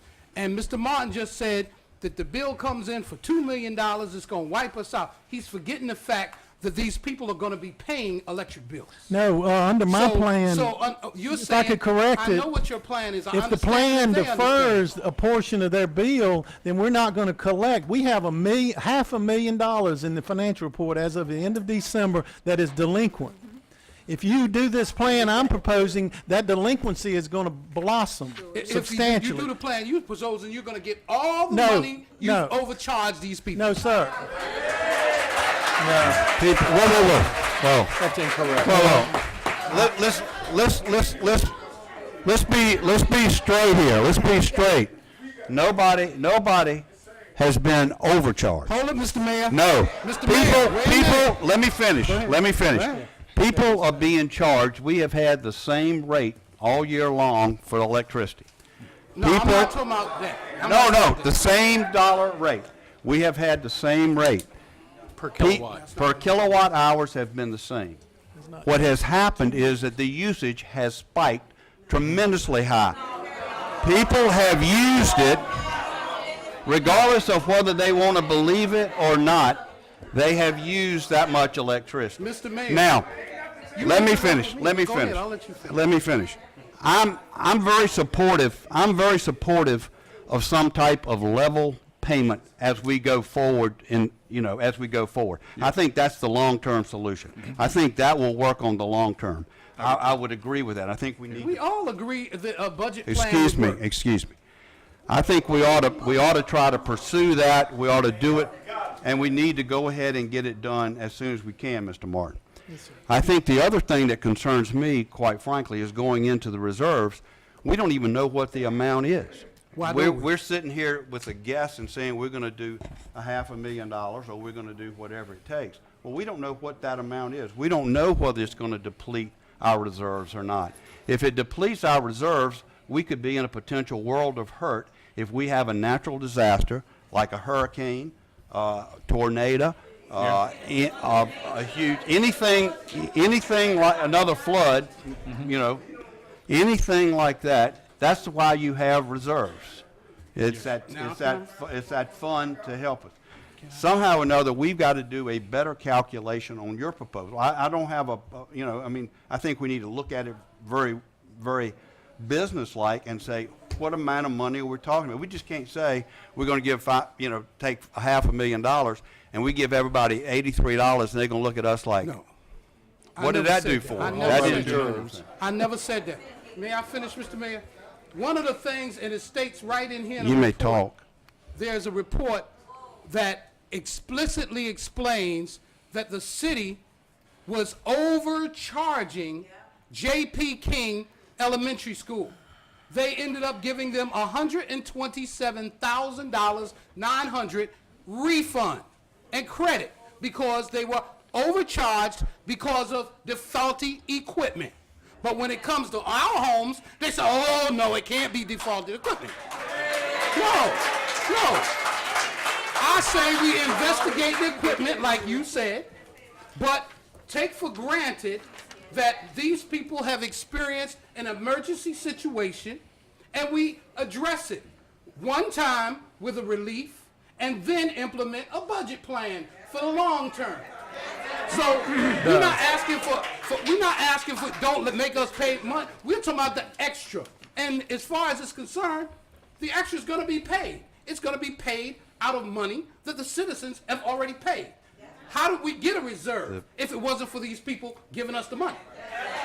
So we're using their money to pay the bills, and $83 is unacceptable.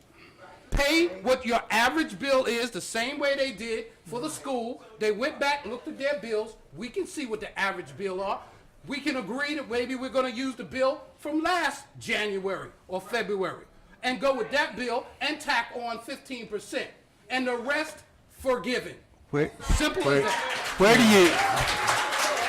do you get your 15% from? I say 15%. Okay, I'm gonna tell you. I say 15. You don't need to yell. I said 15% because I called another member of VMEA that we belong to in Bedford, Virginia, and I talked with their Power and Light, one of their directors, and he said yes, our bills have gone up also, but they were no more than maybe 15%. He said my bill, my utility bill, electric, was only $200. Now, when I checked Bedford, they said 15%. I also went online because he was talking about the cold weather. I went to the coldest place I could find, which was Alaska. And I pulled up, and everyone's welcome to Google, the average utility electric bill in Alaska. And it will come up and show you $117 a month. So don't tell me about cold weather. Now, my colleagues will say, well, you don't know how they're heating. I don't know how they're heating, but I know that's what it says their average electric bill is. I'm not saying pay $117. If your average bill is $300, pay your $300 plus tack on 15% for the high weather. But the rest of it, this is a one-time, we are going to look out for the citizens of Franklin. That's what I say. No. I don't know how much it's going to cost. It's too much of a, how much is it going to cost? It's going to cost more than $500,000. A lot more than $500,000. All right. Especially if you do everybody. 500. I know 500,000. We haven't ran the numbers. How you gonna Well, tell me we how have much to. that I think the prudent thing to do is to run the numbers. We have to run the numbers. We have can't to. run the numbers tonight. No, but you I do can't. think we need to run the numbers. I mean, Yeah. I can agree to that. I mean, I just don't. I don't.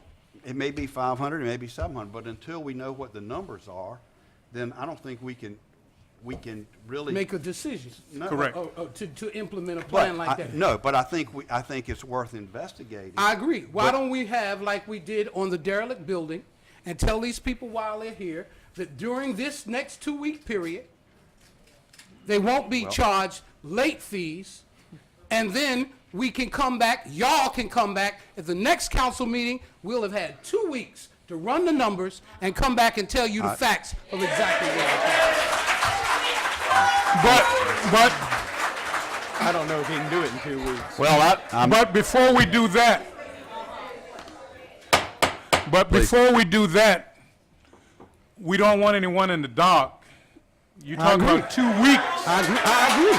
We don't want anyone in the dark. I say an amnesty on turning off anybody for 2 weeks till we can come up with it. I mean, I think we we're would there. have to vote on that for that to be an understanding or some type of understanding that Somebody no one wanna would make the lose their motion? power in that 2 weeks' time I'll before make it if you we want. come up with a solution. I make a motion that we do not shut anyone's lights off for the next 2 weeks. What about all the lights that's already off?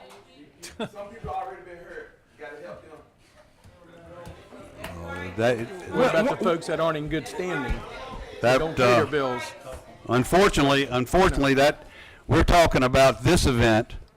Those people who have had their lights off was because of the other events that had happened on their own.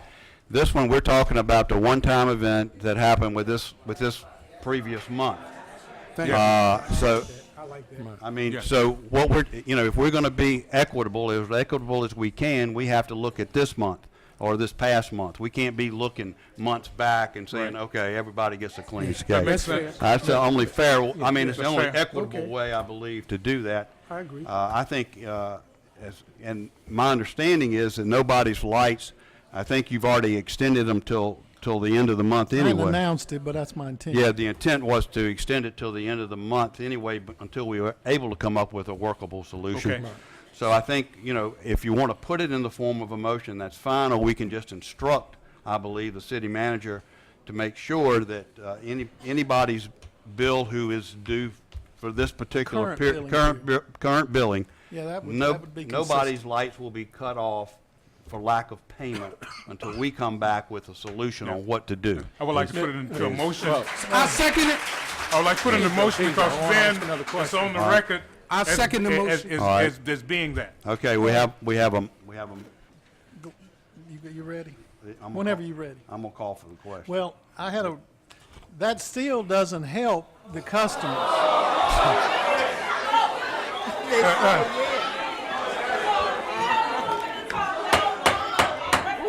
Hear it out first. Please, let's Please, hear. Please, let's hear it. Please hear me out. Please. Please let me speak. Please. Hear it out first. Order, please. Order, please. You're not going to learn anything. Let us hear what's got to be said, and then we'll move on. Thank you. With regard to the bills, extending them to the end of the month for those who can't pay it this month is not going to be enough. We understand that. But I'm not sure the audience does. Well, but what we're going to do, we will come up. We will work from a council perspective, look at the numbers as best we can, and it's going to be a quick and dirty because I'm not so sure, as detailed as this is, we can get all of it. But we need to order of magnitude be correct on what we want to do and how much money it's going to cost us, and then decide what we're going to do. And I realize all we're doing is kicking the can down the road on this thing, but I think we need to have some assurances to the people that we're not going to cut off anything with this current billing. no problem with Motion. that. Call for the Okay. question. I'm going to need to ask Mr. Martin one quick question. Is 3 months the longest period that we're going to look at? We can look longer. Can we look at any periods longer than 3 months as far as the excess being Well, extended? there's no magic in 3 months. No. And then Well, that would be part of our calculation. I would like to see more months. Okay. All right. Like So Barry we have a motion on the floor. Yes. that- Can you restate the motion, because there's a lot of confusion, I don't know what I'm doing. The motion on the floor, as I understand it, is that we will not turn off anyone's electricity that's due for this current billing period. Correct. Okay? Until, until we can come back with some type of solution and something to give the people. Yes. Is that Is that? That's correct, the- Mr. Mayor. And That's I correct. second it. And we have a motion, we have a second. Is there any further discussion? I'd just like to say that we schedule as many workshops between now and that 2 weeks as we possibly We need. vote on one thing before we get another Yeah. idea. No, I'm Please. saying, I'm saying, this is Call for the discussion. question. Call for the Oh, question. now, when you say call for the question, we vote, It's right? not on topic. Let's get We, through that. we've already, Exactly. okay, we've got a motion and we've got a second, and now we're going to call for the question. Okay, all those in favor of that motion, please signify by aye. Nays have the same opportunity. Aye. Aye. Aye. Aye. And aye, that motion carries. We will get back as soon as, we will put whatever time and effort it needs to be put in to make sure we can come up with a workable solution for this and bring it back to you. Thank you. Mr. Mayor, I think what the manager is trying to get is for us to authorize some sort of a payment plan for those who would like to make a payment and can't. And also for him to be able to deal with special situations. So I think we need to put at least some plan in place. Am I Correct. Yeah. understanding what you're asking?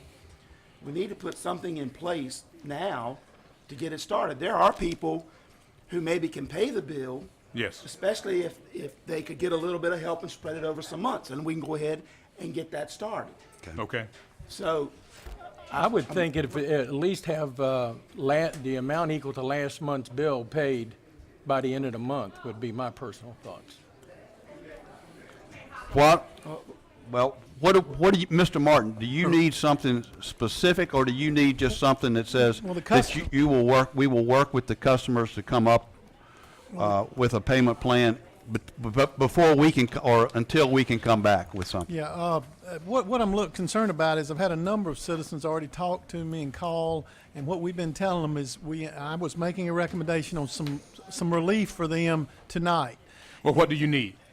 Well, What do you need us to do? I wanted you to approve the recommendation, but if that's not on the table.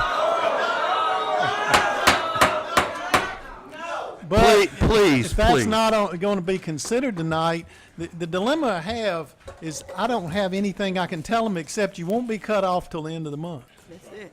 That's all I've got, other than the normal policy which says Well- once that passes, you will have to pay the full amount that's due, or be subject to the normal cutoff procedures and late fees and penalties. Okay. This, Mr. this Mayor? plan that went through and I discussed it apparently wasn't very clear, and I apologize for that. It suspends any payment of penalties and fees for not paying the full bill this month. It allows them to pay, and if you want to adjust it to say the last month's amount, that allows us to go ahead and collect that, because most people tell me they don't keep this money. They use it for their electric bill, and they move on to the next bill. They don't keep money 2 and 3 Right, months right. to be able to pay a big bill of 3 months of service. That's when we back our customers into a corner. Okay. And that's my concern. And if you adjust it, fine, as was suggested by the vice mayor. But I just would like some latitude to be able to tell customers something they can rely on, that their bill is not going to be due and payable in 2 weeks or 3 weeks in its entirety. Well, the only- what consensus do we need to make Yeah. that part happen? What consensus do we need?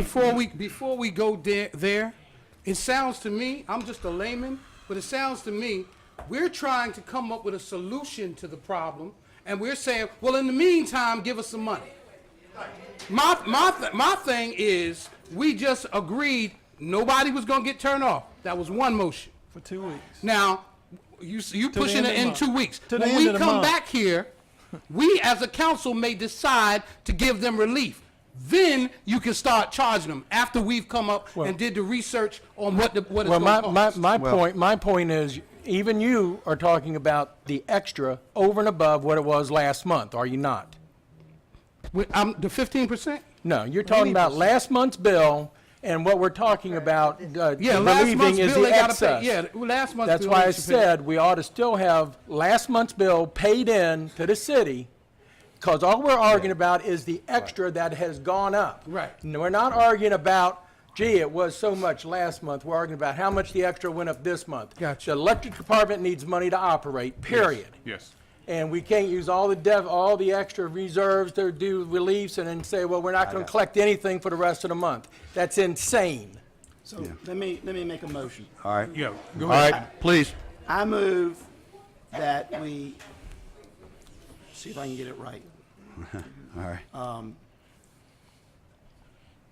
that the citizens pay last month's bill with any excess spread over 4 months, and with any adjustments that we come up with to assist them will be paid back on, will be applied back on that bill. So I would people who are second not that. going to get, we may not give assistance to Wait, everybody. I don't need any assistance. I can pay my bill. Wait a minute, wait a minute, wait a minute. Please. All right, I would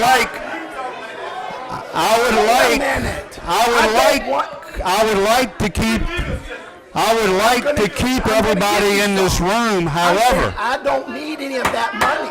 That'll give more for you. However, I would like for y'all to continue to be a part of this conversation. However, Please. However, Let him make his point. Let him make his point. I would like for everyone to please be involved in this conversation, but I would ask for you to respectfully let us go through this without any more interruptions. Let us go through. Let us come up. We're working with you to come up with a plan. Please let us work on. Thank you very much. All right. The point of my motion. Wait a second. Let me- The point of my motion was there are people in the city who will not need assistance. So therefore, there will be more money available to give to the people who do need the assistance. And there are people, maybe, I'm not saying what we're going to do, but maybe we would come up with a level that if you're above the level, you pay your bill. If you're below the level, you get some assistance so that we can help the people who really need it. That's what I'm saying. Yeah. If you give it to everybody, if we give it to everybody, everybody's going to get a little teeny bit. I would like to say, I want to say I understand what Mr. Burgess is saying, because if you are in a position that you can pay the bill, then, hold up.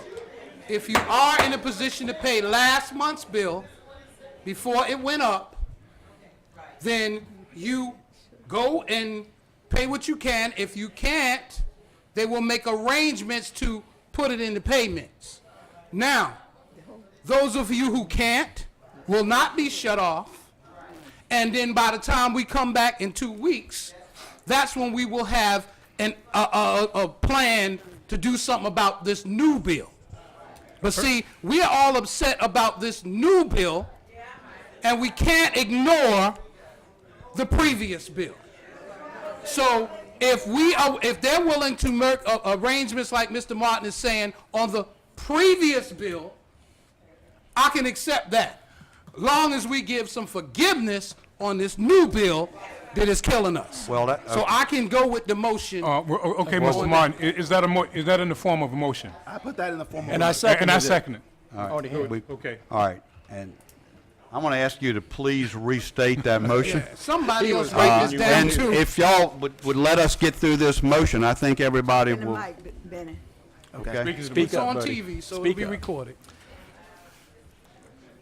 I move that the citizens pay last month's bill amount with any excess that's left over being spread over 4 months, with any adjustments that we come up with, to assist in payment of the bill be applied against that bill. And I second that. Wait. We got a motion and a second discussion. All right. We have a motion and we have a second. Let's have some discussion. Okay. Please give us an opportunity to go through the process. Okay, Mr. Mayor, if I understand it correctly, that is the citizens who want to pay their bill can afford to pay their bill, have the money to pay their bill, will pay it this month. Those who are struggling to pay will pay what they can, and we'll make the adjustments later when we determine to do something to help them. There'll be credit to that. Am I understanding that correctly? I thought what I Or help heard. me out. I thought what I heard was similar, Yes. but what I heard was that people would pay Yes. what they paid last month. Okay. Okay, Last month. their last month's payment. Okay. On this new bill. On that the new we've bill got, for this month. would pay it. Okay. Then we would work out based on whatever we come up with to help apply the rest of it, the overage, Okay, whatever that okay. is. In the meantime, nobody, based on the previous motion, nobody would be cut off within that 2-week period while we're working on it. Okay. Is But that- I understand that. That makes sense. Is All that- right, let me make makes this sense. real simple. I thought that was. No, I thought it of was. course you would. Y'all are so intelligent. Must be. I didn't mean it that way. If you had to Listen, make it more. listen, what I'm saying is if my bill for last month is $500. It was due today, and I didn't pay it today, so it got a late charge. It was $515. Okay. What do you expect me, and then I just got a new bill in, and this new bill is $1,000. Okay. So, what do you expect me to do under Mr. Burgess's proposal?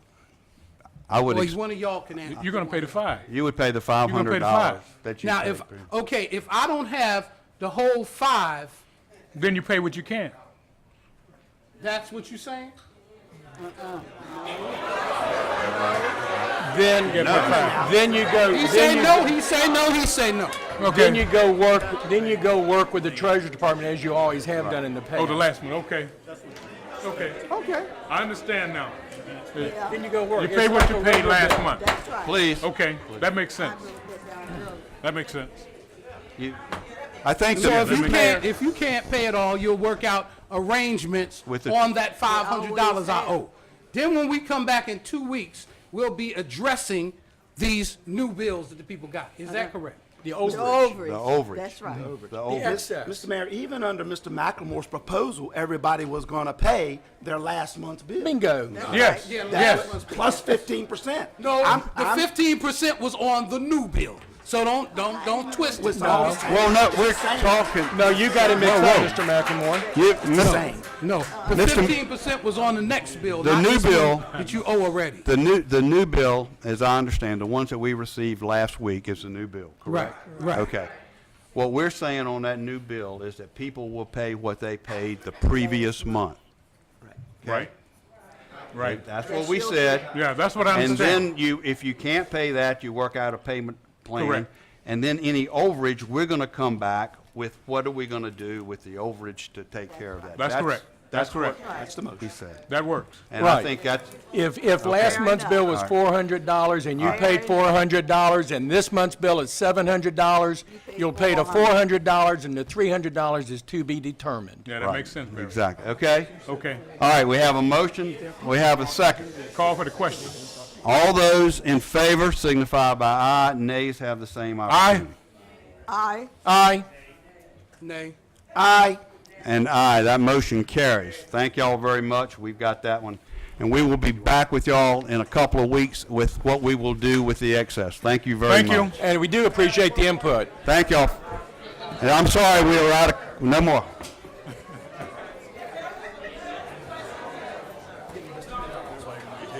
Okay. Give me just a minute. Yeah. Yeah. All right, Benny. Good man. I understand if you paid $400.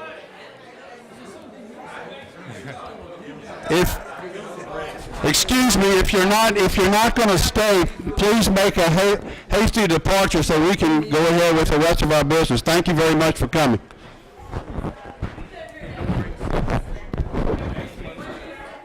I said, thank y'all very much for coming. That's what they did to the school.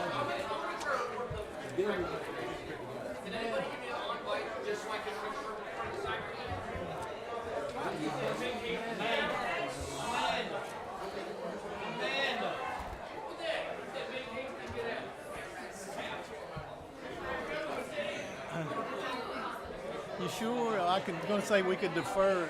All right, Greg, we're getting ready. Greg, we're getting ready to start. Okay. Let's start. Hit the gravel. All right, Hit the gavel. we have the, all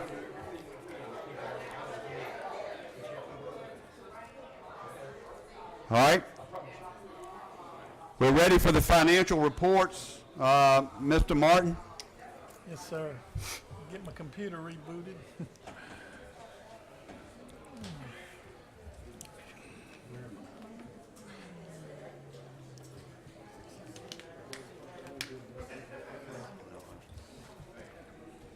Where'd Bobby go? I didn't see him leave. You want me to go right ahead, Mayor? Please go ahead. Could I have someone to please close that door in the back, if you don't mind, please? Thank you. In the essence Thank of y'all. time, I will give a quick review of the financial report. Council's had it for a number of days to review. If I don't cover all the points you're interested in, please ask questions. In terms of the general fund, just with regard to our property tax collections, they're running on point, right on regarding the budget. We are through mid-year. This is through mid-year, through the end of December. We're coming up short on a little under budget, between 4 and 5% on some of the other local revenues, such as meals tax, lodging, cigarette, and sales. Collectively, it's about a 4 to 5% less. Projecting that out, that would be a concern, but we typically have recovered in the next few months, and as we go into the late part of the budget year, we hope we'll end up near budget on those items. With regard to expenditures, we are currently below the, we don't have any red flags in terms of our revenue and expenditures that we would be significantly exceeding our budget. That's all I really have on the general fund. With regard to the airport fund, this is probably one of the more positive reports we presented in recent years. So far, through 6 months of the year, we're actually operating in a positive in that fund, which is unusual. Typically, the general fund has to subsidize that fund before the end of the year, and we don't know how it'll turn out by year end. With regard to the water and sewer fund, no highlights there. We're running pretty much tracking the budget. Expenses are well under budget, but that's not unusual for this time of year because some of our capital expenses will defer until the spring. With regard to solid waste fund, no significant change in that fund. I will point out that with the change in the tipping fee that the city attorney shared with you last time that goes into effect, or went into effect last month, that will see us start recovering our reserve funds, cash balance funds in that fund as we play out the last of the fiscal year, which should put us back within policy compliance because we have dipped below that because of some equipment purchases that were planned that we've made in that fund. With regard to the electric fund, the budget's operating very close to budget. Of course, this was through the end of December. Obviously, expenses are going to significantly exceed our expectations for January, and revenues are yet to be determined how they'll follow based on the discussion you just had. You do see that our electric fund cash analysis, for the first time in 6 years, at least 6 years, we're in policy compliance. We're not way above because, again, the significant expenses this time of year, depending on the cash flow and how the customers pay their bills, this could dip well below the policy minimums again. And the primary reason it's there is the peak shaving credit that we received of $544,000, as noted in your report previously. I'll answer any questions. I did want to point out, as I said earlier, that we're showing over $500,000 unpaid bills through the end of December in the utility electric fund, and that's a concern. It's not unusual this time of year to see that when you have elevated bills, but you'll also notice that in the months in between the spring and summer, between summer and winter, the dead of winter is when we usually recover on that, when the lower bills come out. So some of our customers are actually doing a level pay, if you will, to some degree, and that's why we see those fluctuations. Of course, they do that subject to penalties. If we truly implement a level pay, then if we project it right, other than the true-up periods the Vice Mayor commented on earlier, those bills should reduce that fluctuation significantly. That's all I have on the financial report. A quick run-in, unless you've got questions. Anybody have any questions for Mr. Martin? Mr. Martin, could you tell us what some of those expenses you were referring to? Such as? An expected $2 million or so VEMA payment that will be the largest we've ever had. We also have debt service of several $100,000 that half of that will be paid out in January and will be reflected in the January, or was paid or will be reflected in your next financial report. Those are the two major ones. Obviously, there are others that are more typical to the usual month's bills that will come out. No major fluctuations of those, but those are the two big ones, is debt service and VEMA payment. I'm trying to think when you say some of the others. Is one of those the generator? Generator. $200,000 for the generator for the. No.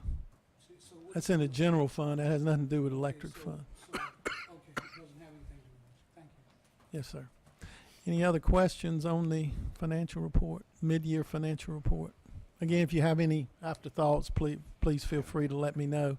All right, And, thank you. And nobody has any other questions? Okay. I think you've got a budget amendment. Yes, sir. Budget Amendment 2018-10. We have the carry forward appropriations. We do those annually. This one predominantly covers drainage projects that were in the budget that were not completed last year that carry over those funds. We also have an appropriation to pay for the expenses incurred unexpectedly out of the Public Works and Water and Sewer Department relative to the park improvements. We had site prep and a number of other items we had to do before we upgraded the playground site, and this is to reimburse those funds for the monies that were spent from the general fund back into those budgets for the other purposes. The next item is just a clearinghouse, a cleanup item of appropriating software maintenance contract amounts to the appropriate departments. Right now, they're lumped in one fund, and we now have calculated how much is due to those departments, and you see the amounts associated to break it out. So no change in amounts, no increase, no decrease, just breaking them out in a different financing appropriation. We also had the lapse of services and salaries and benefits for professional services. That's in finance because we're currently have an interim finance director who's being paid as a contracted employee who is not a salary and benefit employee at this time. And that is an adjustment within the budget to move those funds to the appropriate category. The next one is we had some funding. We cut out all the funding for the Armory once the agreement with the Armory ended. Unfortunately, some of the salary and benefits associated with the position that was doing custodial work there assigned was covering other buildings, so this is an adjustment to make the budget come out whole again. And of course, we hope we'll have enough efficiencies in that category of custodial salaries with vacancies and other things during the year to offset that, but we want to make sure that we have sufficient monies there. We have increased costs for juvenile detention and group home services. Well, that's a guesstimate each year. It's based on the number of children that are actively engaged in receiving these services and or participating in juvenile detention and group home assignments. And that our budget is inadequate based on the current number that are there, and that's why there's an adjustment to true that up for this portion of the year. We have the capital fund project deficit per the audit.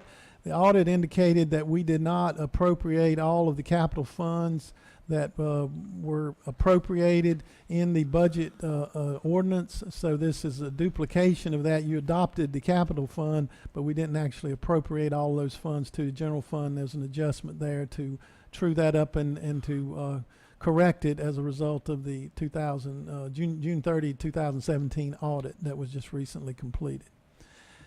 It recognized additional revenues from the Oberste Healthcare Foundation to Smart Beginnings. We're the financial agent for that organization. This has no effect on the city budget. It's just to receive those grant funds that they get and appropriate them for their use. And you see the detail in a letter is enclosed regarding that. It's recognized additional revenue from the Camp Family Foundation to Fire and Rescue Department, as well as Franklin Police Department and Hunterdale Fire Department, and appropriates those monies for uses by those departments. We appreciate those donations. We typically get funding each year, and we don't know how much until they do their appropriation in the fall, and this recognizes what they agreed to transfer to the city, to these departments. And then finally, there's a transfer of appropriation within the Water and Sewer Fund from one line item to another to pay for the purchase of a trailer used in the sewer maintenance activities that goes with our sewer clean-out equipment and so forth, that is currently appropriated for capital projects, but not for specifically for equipment. So this is transferring $30,000 to take care of that technical piece of equipment that we need that is sized appropriately for our current equipment. And I'll be glad to answer any other questions about specific line items, but that's the highlights of the changes that are included. Anybody have any questions about Budget Amendment 2018-10? Move to approve Budget Amendment 2018-10. Second. I have a motion to approve and a second. Any further discussion? All those in favor signify by aye. Nays have the same opportunity. Aye. Aye. Aye. Aye. And aye. Motion carries. Thank you very much. All right, then we have the tentative work schedule for the budget. And the only point I would note is we still don't have two dates. The school division, for some internal reasons, had to delay their budget schedule a bit, and we're still waiting for an exact date for when they'll submit their budget to the city manager as required by code, and when they will desire to have a joint work session and agree with the city council on a joint budget work session. Sometime in March is anticipated. We did get and added on here that their public hearing will be on March 22nd. Other than that, the calendar, the tentative budget calendar, closely mirrors the schedule that the council adopted last year and implemented, that allowed us to give the schools a tentative response on their budget before the end of May. This would allow you to do that hopefully by May 21st at your last regular meeting, or at the meeting that evening. And then the council would hopefully be able to adopt in June, early June, June 4th, again following a calendar similar as last year. So this is recommended to be adopted as a tentative budget calendar, with the understanding these other dates will be filled in once we receive those from the schools division. Mr. Martin. Yes, sir. I think we need to do a budget hearing earlier than that, because we're working with the insurance information and employee and so forth. I think we need to address that a little earlier than we did last year, because due to the fact of the brevity of the situation that we're facing now. Well, we're going to have to make a decision on the insurance before, well before the public hearing, as we do every year. We're going to have to make it in March to April time frame to notify the insurance carrier. But so certainly we will have to decide prior to the public hearing, if that's your concern. I just want to make sure that we're still Sure. Yes, sir. on point with that, because Yes, sir. That will be a major impact on this year's budget. Do I have any other questions? Do I have a motion to adopt the tentative budget calendar for 2018-19? So moved. Second. I have a motion and a second. Any discussion? All those in favor signify by aye. Nays have the same opportunity. Aye. Aye. Aye. Aye. And aye. Motion carries. We've got that. Thank you very much. Okay. Next on the old and new business, we have the derelict property ordinance, which has been revised. Before we take any motions, any discussion on that? Yes.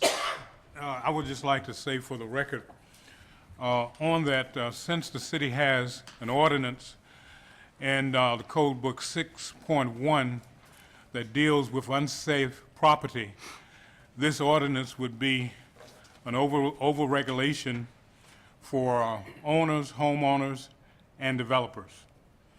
I really don't see the need for that when we already have a tool that is working properly for us. I don't see the need for that extra tool. The only thing I see that would do after something happened, folk would lose their property. Okay.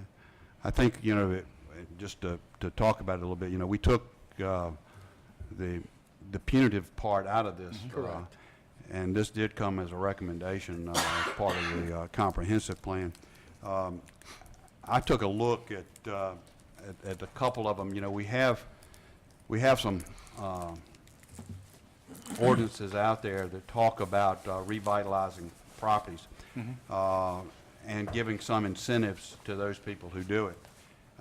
In looking at that, the purpose of this derelict properties, as I read it and as I understand it, is to incentivize people to fix up those properties that have been, number one, boarded up for 6 months, no residents, no occupancy for 6 months, and no electricity for 6 months. The idea is to incentivize people to fix up those properties. We already have a rehabilitation incentive for those properties on the residential side that are 30 years old, older than 30 years, and we have them in commercials for that are older than 25 years.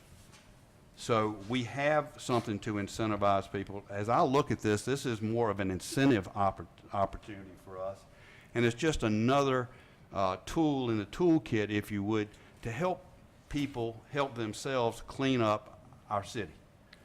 We don't need to be having, from my perspective, boarded up buildings that stay in vacant for 6 months. Then they go to unsafe properties, and then at that point in time, you have to do more bad things to them, as opposed to this is an opportunity to do good things with them. So as I see it, and I looked at the, you know, we do have some things that incentivize older properties. This gives us something to do for those other properties, but we've taken out the punitive. We don't tell people we're going to make you do this and make you do that. What we're doing is giving you an opportunity to improve your property.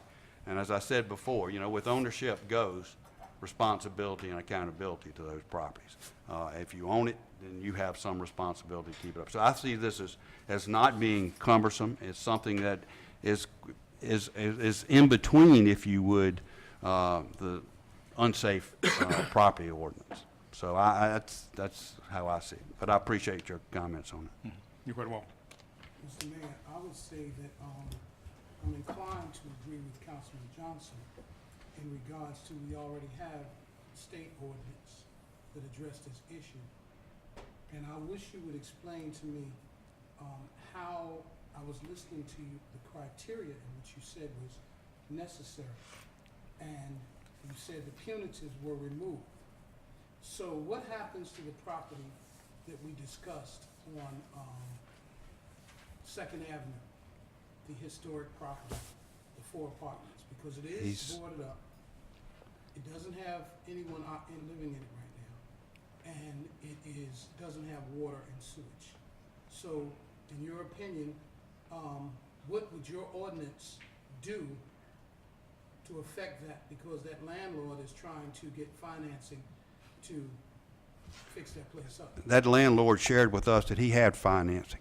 That landlord came in here and asked us 18 months ago if we would rezone that piece of property so he could start work on it within the next 30 days. That never happened. That property has been as it is for the last 18 months. So he has financing on that, or had financing, and refused to do it. What this ordinance would do would give him an opportunity to, from an incentive standpoint, to either go after the historical side of it or the, I guess, the rehabilitation side of it, or he could go to the derelict property side, and we could incentivize him to fix that property up. So, I mean, you know, we can't, no, we're not, hey, at this point in time, we're not, you know, we don't have any punitive things to happen unless it becomes an unsafe property. which means if it continues and the roof leaks and other things get in there, if it becomes infested with something or whatever, and then it becomes, guess what we have to do with it? What do we have to do with it, Mr. Johnson? Tear it down. We have to tear it down. I don't think any of us want to do that. We want to incentivize people to do this and do it correctly. So that's how I see the derelict properties ordinance working, based on what I have read. And to clarify, yes, we have a state ordinance, and guess what? The ordinance that we have came right out of the state code book. So it's the same word for word. It's just talking about the city of Franklin and not the state. So that's all we've really done. So I think, you know, to me, you know, I can't make the motion, but I certainly would support considering the derelict properties, get it in there, because it does serve as another incentive to help people who own those properties to fix them up. And only incentive. Yeah. Pardon? And only incentive. And only incentive without having to let it go to a different category or classification. All right, what's the pleasure of council? I'd make a motion to approve the proposed revisions to the derelict structure ordinance. Second. Written by Mr. Taylor, Mr. Williams. Second. Have a motion and a second. Any further discussion?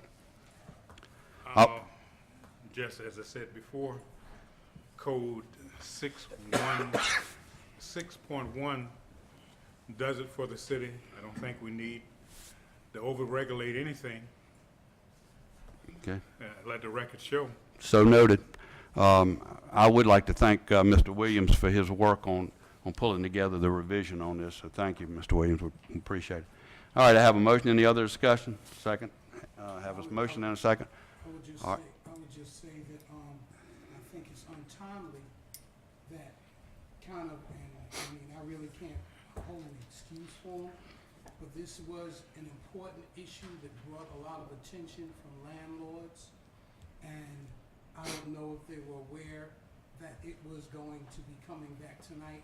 I know they should have, but none of them are here, and I just hate to adopt something that our community director had said, this is just another tool to have in the toolkit, when it reached so much opposition from our landlords and property owners. So noted. Okay. It reached opposition, if I may input, because of the punitive side, not because of the incentive side. The incentive side, they were all for. It was the punitive side that they had problems with, and that's what has been taken out. And if you read 6.6, it deals more with punitive than it does with the part that we're dealing with now. Okay. So I have a motion and I have a second. We will call for the question. All those in favor of the derelict ordinance as amended, please signify by aye. Nays have the same opportunity. Nay. Aye. Aye. Nay. Aye. And aye. Motion carries. Thank you all very much. All right, and now what we've all been eagerly anticipating and wish we had it a long time ago, but it was. But here we are. You want to introduce our speaker? Yes, sir.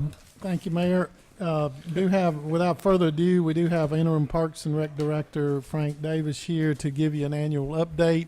I'm sure he can run through this, the highlights of the lengthy presentation he and the staff put together. But you do have a copy of that, and you've had it in your agenda, and we have a PowerPoint on the video for the citizens to observe. So, Frank? Mr. Davis and staff, thank you all for coming. I want to give you your full complement of time. However, if you feel obliged to giving us the Cliff Notes version, that'd be fine also.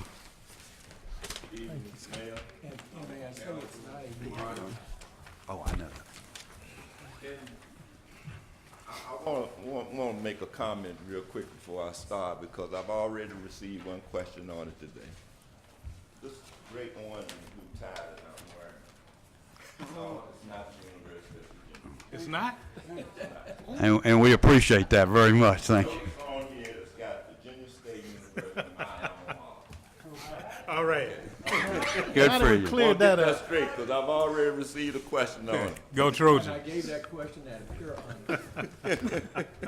I just wanted to pick on you because you didn't but tech history, you'd be able to. They did. They did.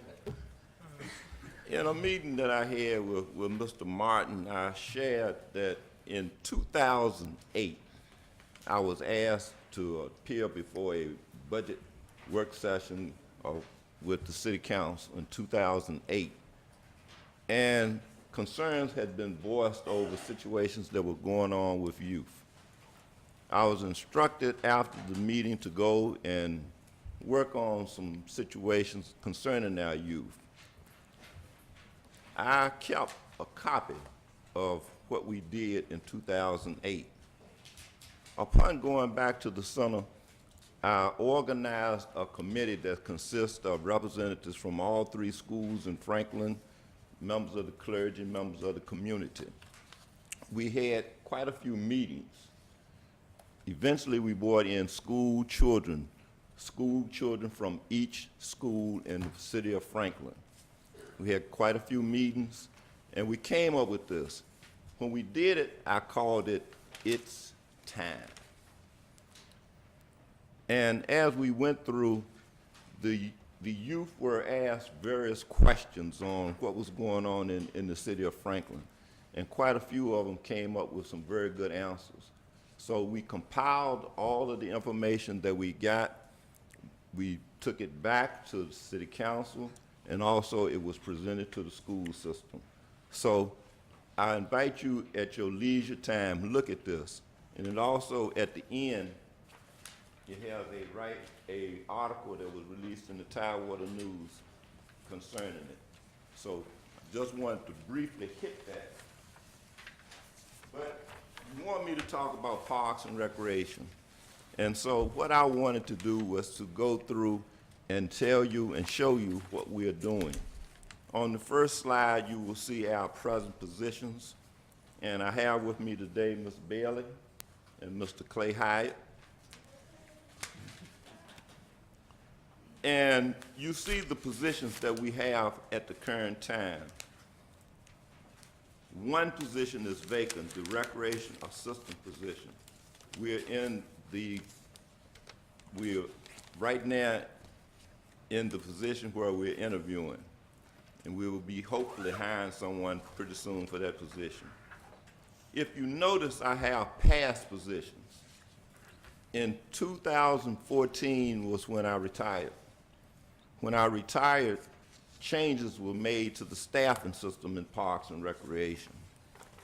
You've probably seen it in the budget each year when I present the budget. I've tried to go back to the staffing as it was in 2014, which would include a director, a program specialist, and also under the program specialist, we would have a recreation aide to assist. The athletic person would also have an aide, and then we would have a separate secretary. That was the way it was in 2014 prior to my retirement. Parks and Recreation in the state of Virginia, we have 110 park and recreation departments, which are divided into county cities by population, and we are a member of what is called, our professional organization is called the Virginia Recreation and Parks Society. This society has various workshops and training opportunities that we are able to go to, whereas that we can keep abreast on what's going on in parks and recreation across the state.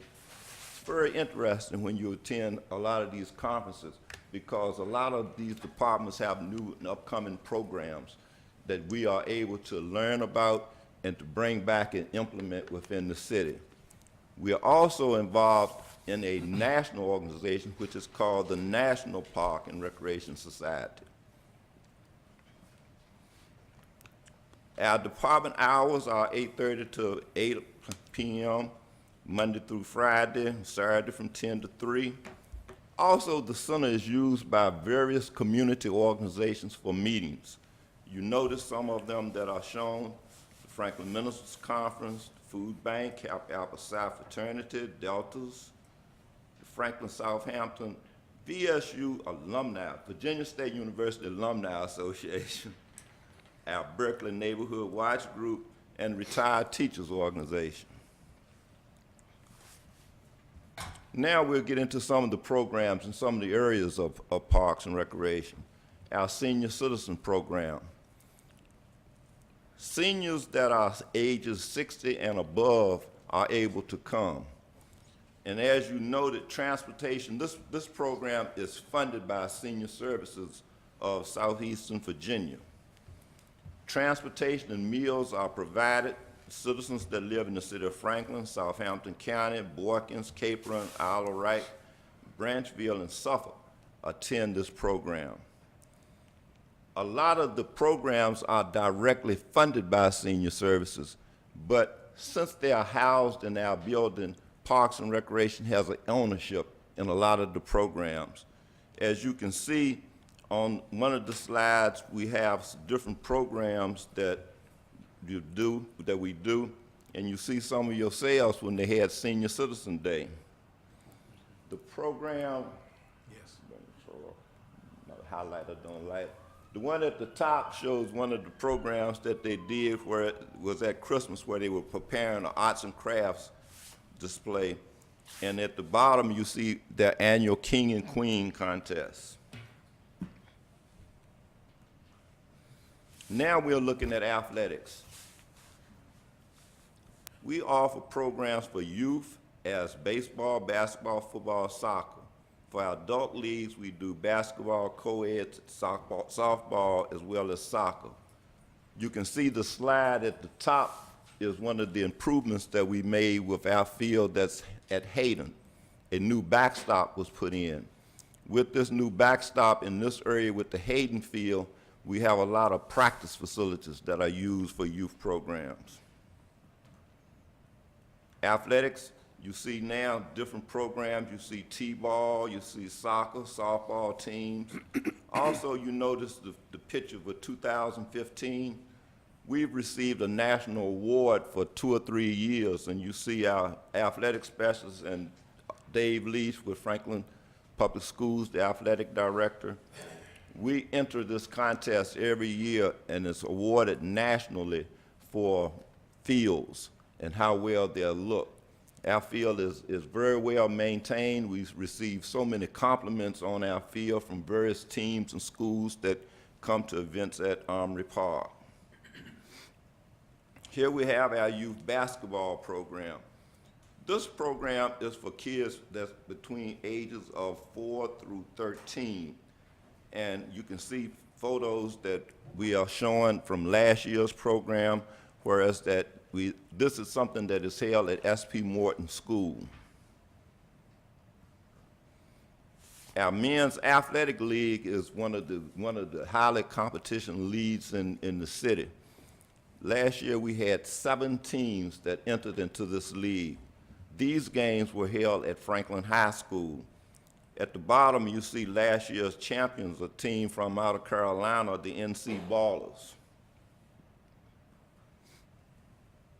Last year we did a special program in athletics, whereas that we formed an all-star team. This team was made up of athletes from various teams within the league in the city, and we competed in a league in the city of Suffolk. Here you see programs that are planned for youth and adults. The slide at the top shows our volunteer program that we recognized volunteers last year. At the bottom, you see a slide, a picture of our milk and cookies with Santa from this past year. If you notice in the corner, my highlighter won't get over there. It won't hit on the screen. You see Zumba right in the corner on your right-hand side, and that's an adult program that we are running for adults. On the side, you see February activities. You see a lot of the programs that are planned just for February, and these are right at the Martin Luther King Center. Now I'm showing our Armory Park swimming pool. This past year was one of the most successful years that we had with our pool in staffing. We've had problems in past years on being able to get qualified lifeguards. This year we had 4 or 5 lifeguards as well as 2 pool managers. Now I'm entering into special programs. One of the most special programs that we have that is very popular is our summer program, our Summer Super Jam. You see the flyer from last year, and it notes the dates of the program, and the program runs basically about 12, 14 weeks. At the right, you'll see the hours for our pool, and also you will note that we have a special column for field trips. You notice the two photos that I've used are from Washington, D.C. So our field trips can go as far as Washington, D.C., Kings Dominion, Busch Gardens, water country, movies, bowling, skating. So those are some of the field trips that we do. The program, the summer program also is a co-sponsored program with Boys and Girls Club. This has been going on for about 5 years. In past years before that, Parks and Recreation had a program, a summer program. Boys and Girls Club had a program. But when times started to get tight, I made a recommendation that we merge the two programs together. In merging the two programs together, we were able to get more staff. Boys and Girls Club put up a certain amount of staff. Parks and Recreation put up a certain amount of staff. We were able to use the site that the Boys and Girls Club are housed in at SP Morton. Another special program is our Black History Month program. You notice to the left is a flyer which will show what's going on this year. You will see in the upper left-hand corner a program that we have with the Ruth Campbell Library, which I will talk about a little bit later. Also, you will see certain programs that we have this month. One of the ones that we are very proud of, we have a former student of Franklin coming back to sing, Lamar Carter. He is a member of Piney Grove Baptist Church, Reverend Hilliard. I think you would be very familiar with him. And he's coming back. He's going to do a little concert. And Councilman McLemore will be a speaker for our Black History Month program this year. Not only for our day program, also one especially for our children. At the bottom, you'll see a picture of the Fashion Elegantes. This is a fashion group that came to us just this past week from Newport News. The picture shows our mayor, city manager, and councilman, Delegate Scott, and Delegate Tyler, that came to our program that we had last year. Spring break is a special time for youth, and our program specialist has prepared a whole week of activities that include, gotta get down, bingo, game night, movies, special Easter egg hunt that you see from last year, whereas the prizes were awarded to winners. Also during spring break, a lot of times we bring in inflatables. And so a lot of the kids spend the whole week at the center. Another special program that we're involved in is our Franklin Youth Football. This is a very organized program which consists of teams from Franklin, Windsor, Boykins, Holland, Surrey. And each locality has to have a flag team, a junior team, and a senior team. You can see the schedule is on the left, and at the top you see the schedule for flags. These games are played on Thursdays, and they're played at Armory Park. The image that you see shows the Franklin Mustangs who won this year in the senior category. On this slide, you will see the teams from Boykins that won the junior and the flag. Also, you see cheerleaders from Windsor, Holland, and Franklin. Cheerleading squads.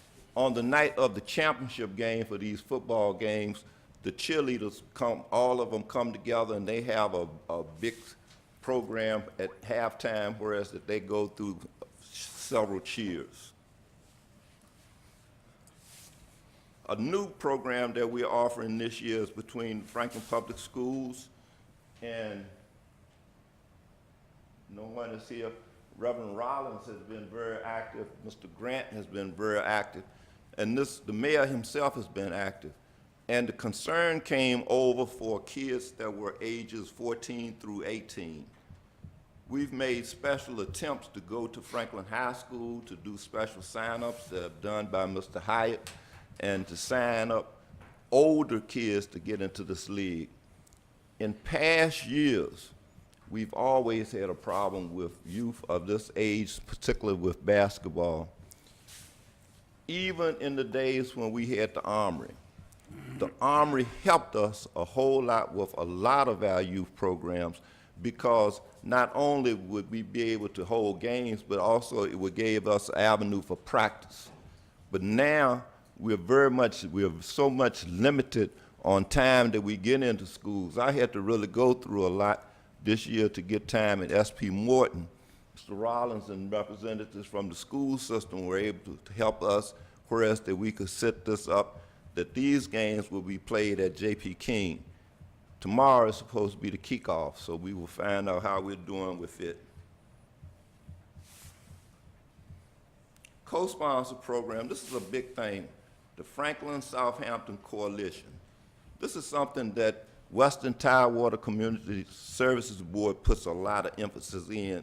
We have organizations, fraternities, sororities, churches, and we meet once a month. And we look at situations that are going on within the city of Franklin with youth and adults. So one of the big things that came out of each year is the Family Wellness Fun Day.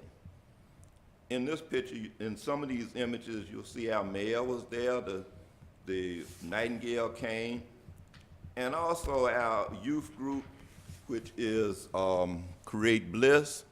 And I'd like to recognize one of the leading churches that has been active in Franklin, Celebration Church. It's led by Reverend Rollins, Reverend Dr. Rollins.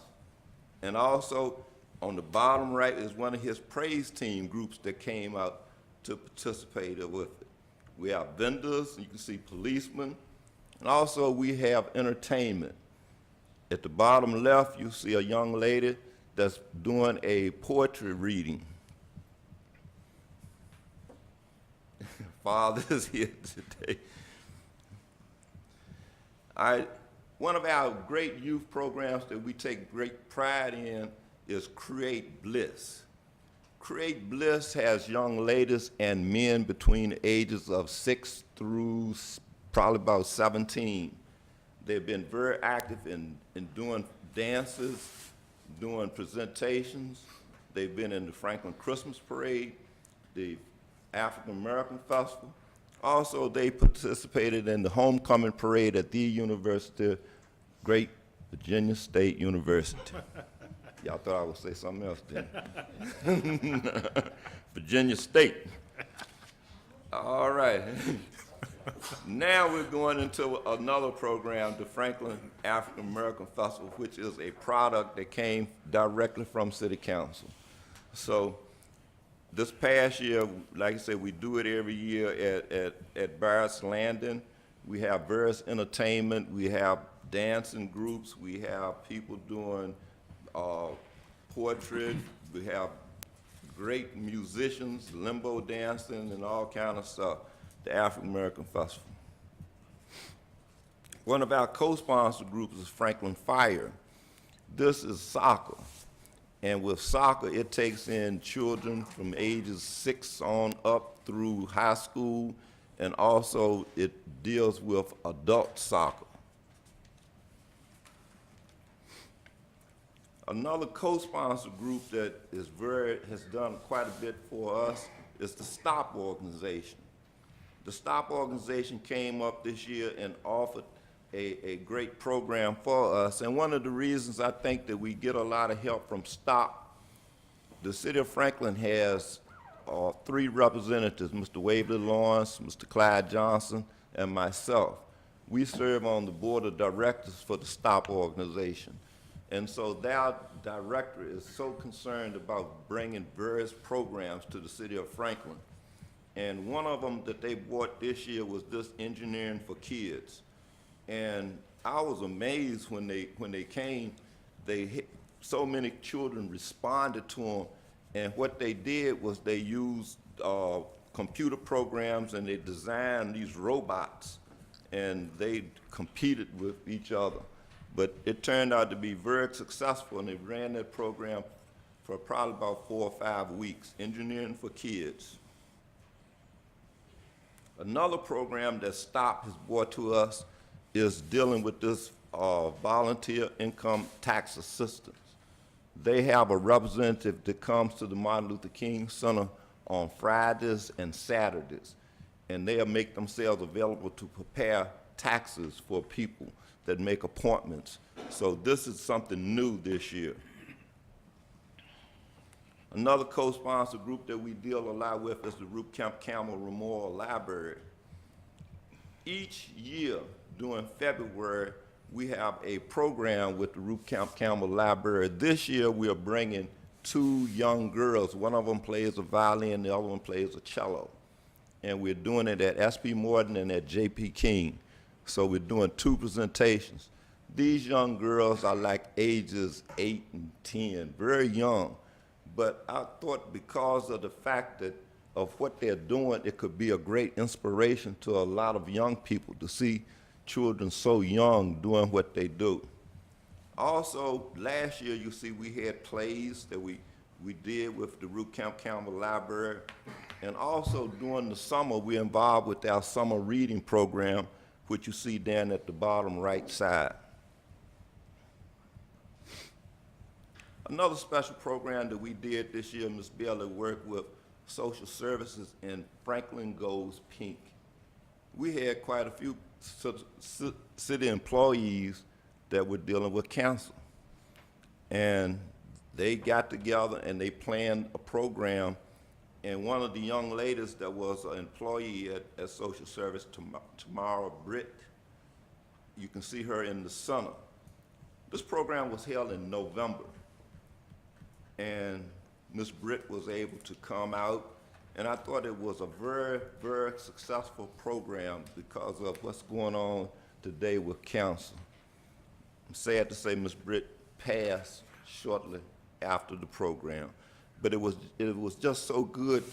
It just seemed like it just uplifted her so much to come out and be a part of that program. And she shared with me herself that she hadn't been up or out of the house in a long time, but this program got her out. So another thing that we do, Fall-A-Rama. Instead of doing Halloween, we call it now Fall-A-Rama. And you can see various pictures of people participating in activities, putting on costumes, doing arts and crafts, eating and sharing in games. Now, a thing that we're getting into now is co-sponsored programs dealing with community groups. This year we're trying something new, Down the Middle. This year with Down the Middle, we are trying to run all of our baseball programs. My eyes won't go down enough to be able to pull up all of the ages, but we're dealing with T-ball as young as 4. And we're going up through legend softball, dealing with 13, 14. So this is something new that we're doing this year. Also, we're having a special event in Goes Red dealing with Zoomathon, something to help generate funds. With co-sponsored programs are a way to go. It allows us an opportunity to reach further into the community, and it brings in more staff. When you look at Down the Middle, the person that is chairing Down the Middle is the baseball coach from Franklin High School. So he has that involvement that he can pull a lot of those children. So this is something that's very good. It's something that I've dealt with for a long time, co-sponsored programs, and a lot of park and recreation departments that we have come associated with our Virginia Recreation Park Society and different other cities and counties in the state of Virginia are using co-sponsored programs. This is another one that we're dealing with. You may have just saw in the newspaper just recently about this volleyball camp, and this is through Camp 25. And they had a very good turnout of young people being able to involved in a volleyball program, and this was held at J.P. King School. A thing that we're looking at different this year is something new, spring break. And with a spring break program, we're looking at co-sponsoring again with Camp 25. The children will come to the Martin Luther King Center. We will have activities for them during the course of the day, field trips. So this is new. Kids are out of school for that week, so we're trying something new, something different. Now, many of you may have heard or seen the new involvement we had with our new park at Armory Drive, and this was a great community project. So many organizations came together for this, led by international paper, Dominion, and so forth, and on the actual bill there, I think it was over 200 people may have been there. This park has really done a lot for the city of Franklin. We'll share something with you. Yesterday, I was out in the community trying to do some community work. I received a phone call that Armory Park was on fire. It was. Wow. It was. When I got there, it was a picnic table, and it was still burning. When I got there, I got a call from Miss Bailey. She and her husband were riding by, and they saw it, and we rushed over there. And do you know what it was? It was a family using Armory Park, and they wanted to have a picnic. The hamburger rolls were still there, the cheese, everything. We called 911, the fire department got there, and they did a job on putting it out. But this family said they enjoy Armory Park's field so much now, and they come on a regular basis.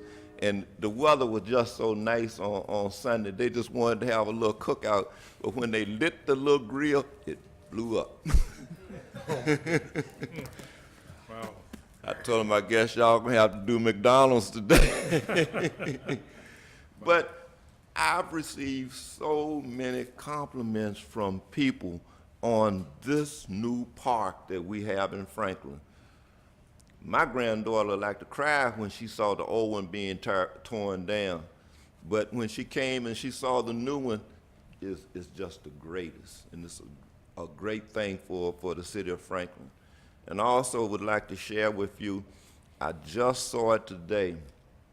We have a magazine for the Virginia Recreation and Park Society, and I submitted an article to it.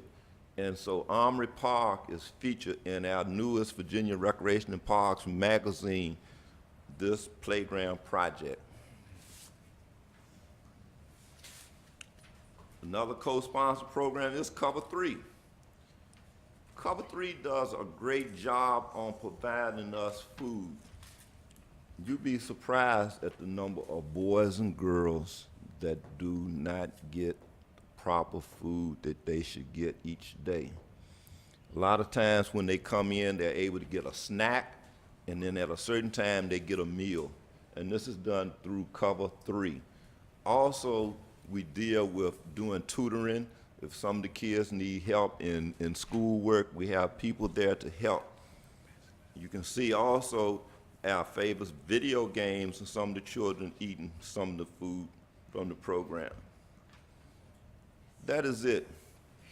So this basically gives you an idea of what is going on with Parks and Recreation. And I think for a department of our size, we are holding our own, and we're doing quite well. This year will be a test for us. As you know, the hurricanes have come to town. And with the hurricanes coming to town, we've lost our main softball facility at Paul D. Camp Community College. So this year, we will have to play all of our softball games at Armory Park. And if you are familiar, our field is designed for baseball. We have an infield, a grass infield. So some of the bases now won't be on dirt or sand, but they will actually be on the grass. So this is going to be interesting. One of the other things that we sponsor also during the summer is a church league where area churches, Boykins, Newsom, all out in Southampton, Franklin, participate in this church league. So they're having meetings now to be able to determine, you know, how many teams they'll have. But on a whole, I think with Parks and Recreation, we're holding our own and we're doing good. And we thank you for all the help and assistance that you give. Question, comments? Thank you, Mr. Davis. Does anybody have any questions or comments for Mr. Davis? I'd just like to commend you, Mr. Davis, for coming out of retirement to help us in the Parks and Recreation Department. I really appreciate you bringing your experience and your effort. And just thank you. But a lot of the thanks goes to the staff, to great people like our volunteers that come in and help us. Ms. Murphy, she's been there, her son, Mr. Grant. So the thing that I'm impressed the most upon is that a lot of us now are starting to work together. The more that we work together, instead of a separate here, separate program there, we're trying to bring more of them together.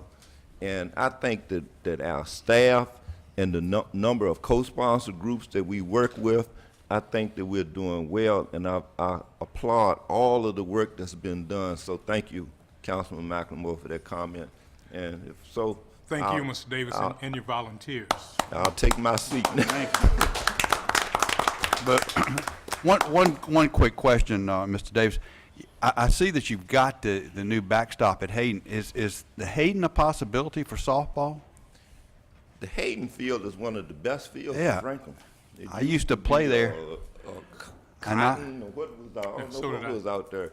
But it can pour down rain during the day, and that field will dry, and it's ready.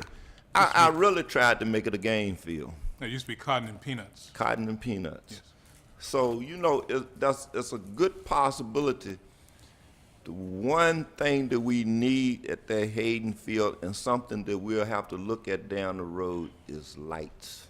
Yeah, we had lights and they took them down at one point in time. They were old. I know they were old, but we had them at one point. They were falling down. The Union And Camp it was a donated safety. years ago. Yeah, but I don't know. You know, it comes to mind that that's always been a good, solid, level field, and making it a softball field would, you know, you could put temporary fences out, you know, a whole lot of anyway. That's yours to look at, but I think it's a wonderful opportunity to maybe take it, look and see what it would, at least look at it and see what it would cost to make it a good field. So, Well, Mr. Mayor, back in the day, we had softball teams who played there. you don't have to tell me. I played there. Okay. Yeah, so did I.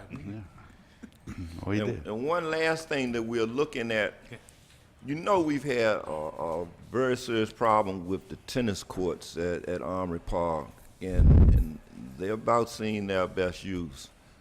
Clay is working on a grant that hopefully we might be able to convert it to something with soccer. So that's one of the things that we are looking at. So we'll keep plugging away. I think that would very lend itself because, you know, the tennis courts are adjacent to the new playground. And with that age group, I think we want to make sure we're It's keeping something it that's age appropriate appropriate for that you know, age group. which I think would lend itself to that type of thing, as opposed to tennis courts. You know, so we want to make sure we're at least I even being gave up cognizant. on my basketball request, so the age is most appropriate. Mr. Davis, I do have another question. What do you need from us in order to be able to fill these positions that you mentioned in the very beginning? And what do you think these positions will do to benefit our recreation department? Or how much do you think it's impacting us by not having these positions filled? As I told you, I've put those positions in the budget every year. You'll see it this year in the budget request when I submit it. Our department is really increasing in programs and in numbers. And with these co-sponsored programs, yes, we still have a responsibility to help out with these groups. So that's why the recreation specialist needs an aid, the athletic specialist needs an aid. A lot of times Clay is involved a lot in field maintenance. You saw that award that he got. Athletic people don't let nobody touch their fields but them. So sometimes he's out there in the heat of the sun doing fields, and he still needs an aid, somebody else to help. The same thing with Ms. Bailey. A lot of her time is spent in the office doing administrative paperwork of that sort. So we still need an aid. We have a lot of children that come to the center, and you got to have things for them to be able to do. So that's one of the reasons why we are pushing more to be able to keep our in-staff people together that will help, and that will increase programs. I'm hoping with this position that we're interviewing for now that we will be able to get another professional person. The three of us, all three of us have degrees that are park and recreation related. We've never been able to pick up another person or aide that has a degree. Having a degree person, yes, it helps you. It helps a lot. And that's one of the things that we're shooting for. So how much money do you think we need to achieve the goal of staffing and still be able to have funds available for the program? It'll be in the budget. I can't tell you right off the top of my head. I'll put it in the budget. Thank you. Thank you, Mr. Davidson. Thank you and the staff for all y'all are doing. Clay and Sam, thank y'all very much. Appreciate it. And this really leads us into the next part of our discussion, which, you know, we as a council, we're sitting here and kind of blue skying about, you know, what kind of things do we need for youth. And I think, you know, you've shared our focus being more on the youth, you know, because as we found out, we're somewhat skinny, if you would, you know, for adult type for young adult kids kind of programs, and we're trying to do some things. I'm going to open it up. I know if there's some people, you know, we had asked if there was anybody. I'm sorry. Can I make a comment? Please. Before coming to Franklin, I worked in Surrey County. I was the director of Office on Youth. Office on Youth programs were something that was funded years ago through the Department of Justice. A lot of cities still have them now. The closest one that has one to us now is Surrey. When I left Surrey, I made a recommendation that they hire the person that worked under me. Office on Youth departments look at what's going on with youth in their city. While a lot of us professionals, we're caught up with working with Parks and Rec. The chief, he's looking at what's going on in his area. But you need someone that watches what's going on specifically with youth. In the paperwork that you see, a lot of statistics on the dropout rates, at-risk youth, all of those, the pregnancy rate. Someone has to do it. When we did that study with youth, a lot of them said in 2008, one of the things I remember very specifically, and it's somewhere within the paperwork that I gave you, they said gangs bother us. This was in 2008. So my thing was somewhere we dropped the ball. A lot of cities have youth coalitions. They have representatives of youth that come from the school system. They have representatives from the police department, social services, Parks and Rec, clergy, all of them. They come together and they meet on a monthly basis. They look at what's specifically going on with youth. And that's one of the things that I would would charge you to look at. I know Surrey County has one, Charles City has, and I think Petersburg has, Office on Youth. But look at them, and they offer programs different from Parks and Rec. I'm old school. When it comes to Parks and Rec, I'm looking at balls, games, leisure, having fun, ripping, running, and going. But when you have these offices on youth, they look at different things, father-daughter dances, programs like lunch programs, lunch buddy programs where you take adults, put them in schools and stuff like that. So I would charge you to look at something like having something like that. Okay, thank you, thank you. I'm going to ask if anybody in the audience wanted to make any comments about youth activities, kind of, you know, as part of an agenda type thing. Does anybody have anything they want to bring up tonight? Okay. All right. Well, one of the things that we need to do, and as we work on the budget, we're going to need some input.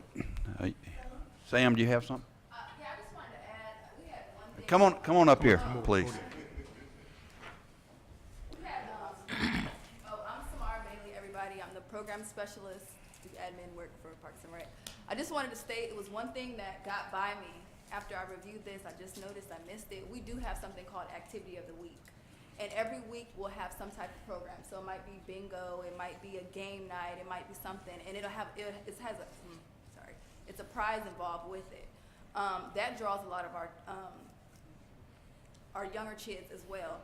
The issue is we just need people to run it. So volunteers might become short. I mean, we're very grateful for what we have, but we are a 3-man department right now. So that is an issue, but we do have Activity of the Week, and that's very successful, and that's something that we have going on weekly. So I just wanted to add that.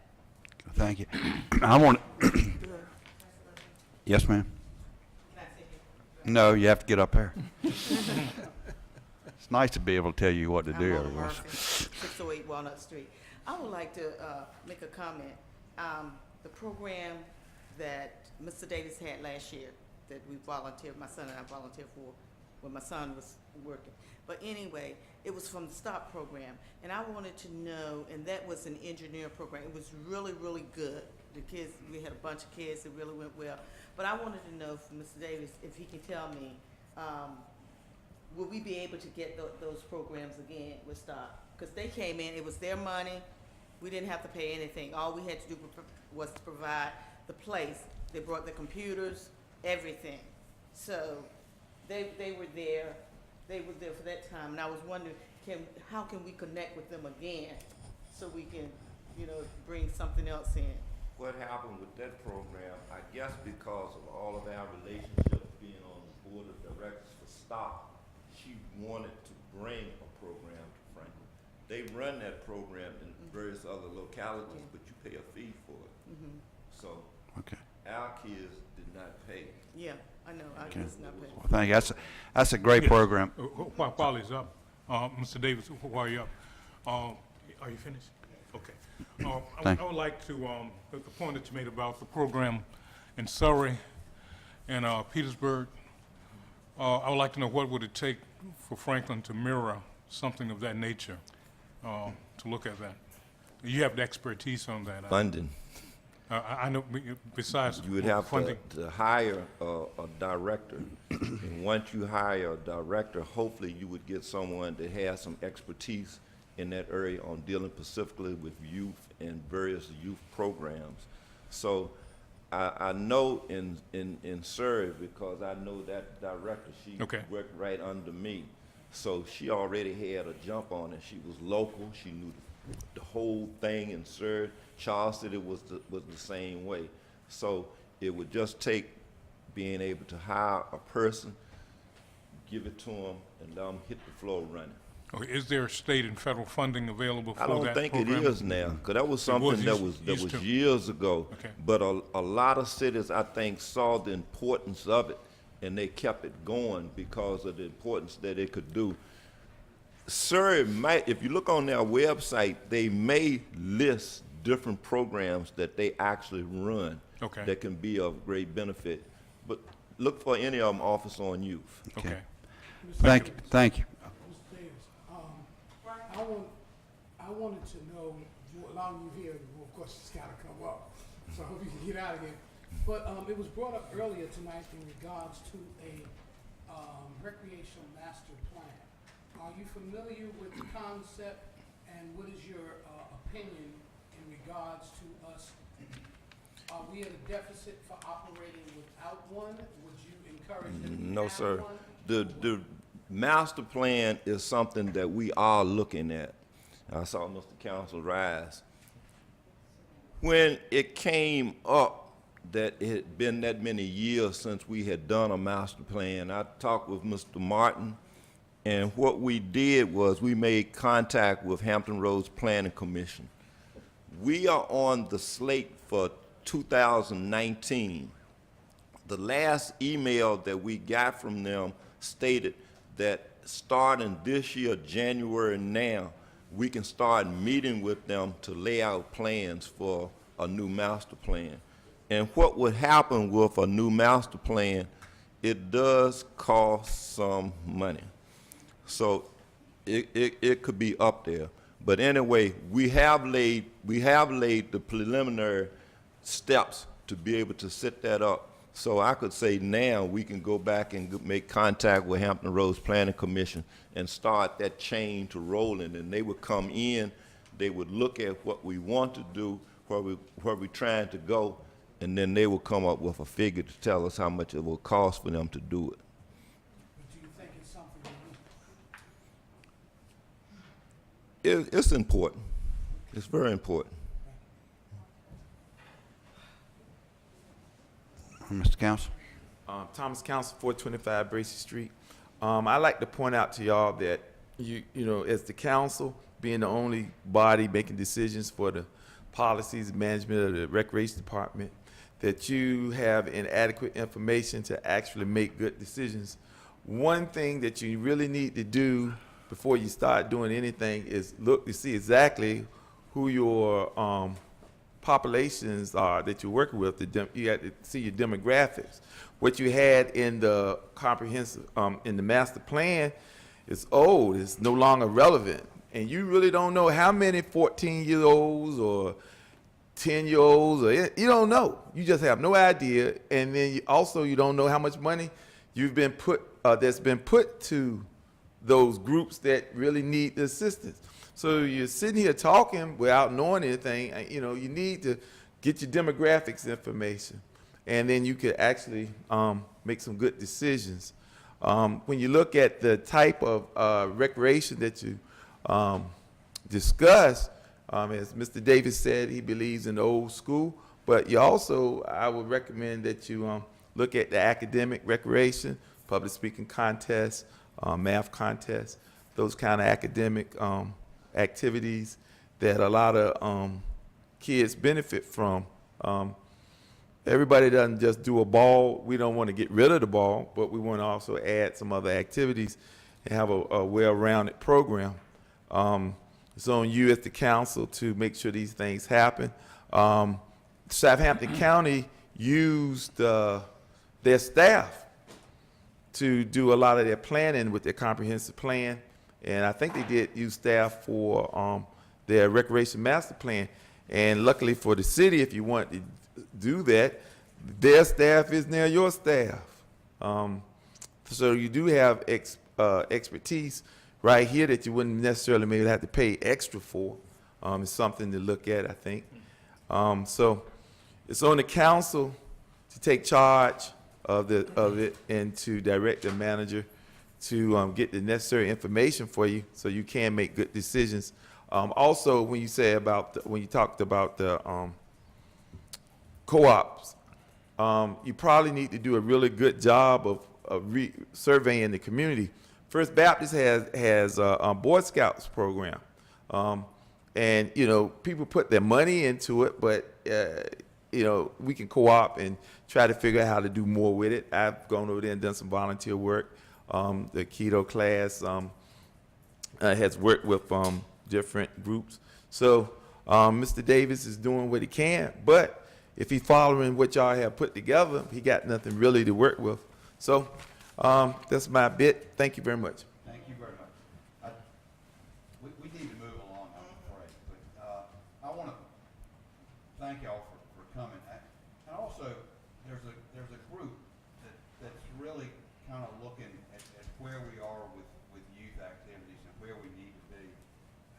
That's taken some efforts on their own. I mean, putting together, and you mentioned it, you know, partnering with the schools, partnering with Parks and Rec, and private individuals that are really interested in trying to find something for those 14 to 18-year-old school-age kids and giving them something to do.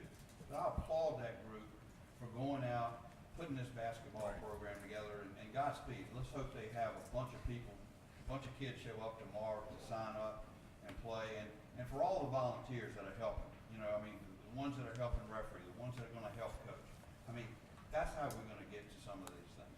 And I agree, you know, we can't just be looking at ball things. We got to be looking at a well-rounded individual, giving them opportunities to do things they want to do, teaching them how to play chess, teaching them how to do checkers, whatever.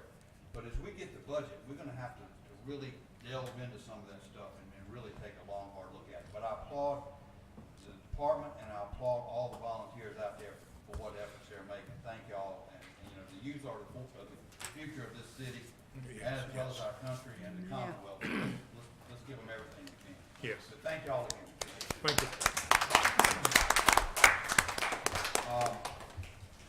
Mr. Martin, do I dare ask you for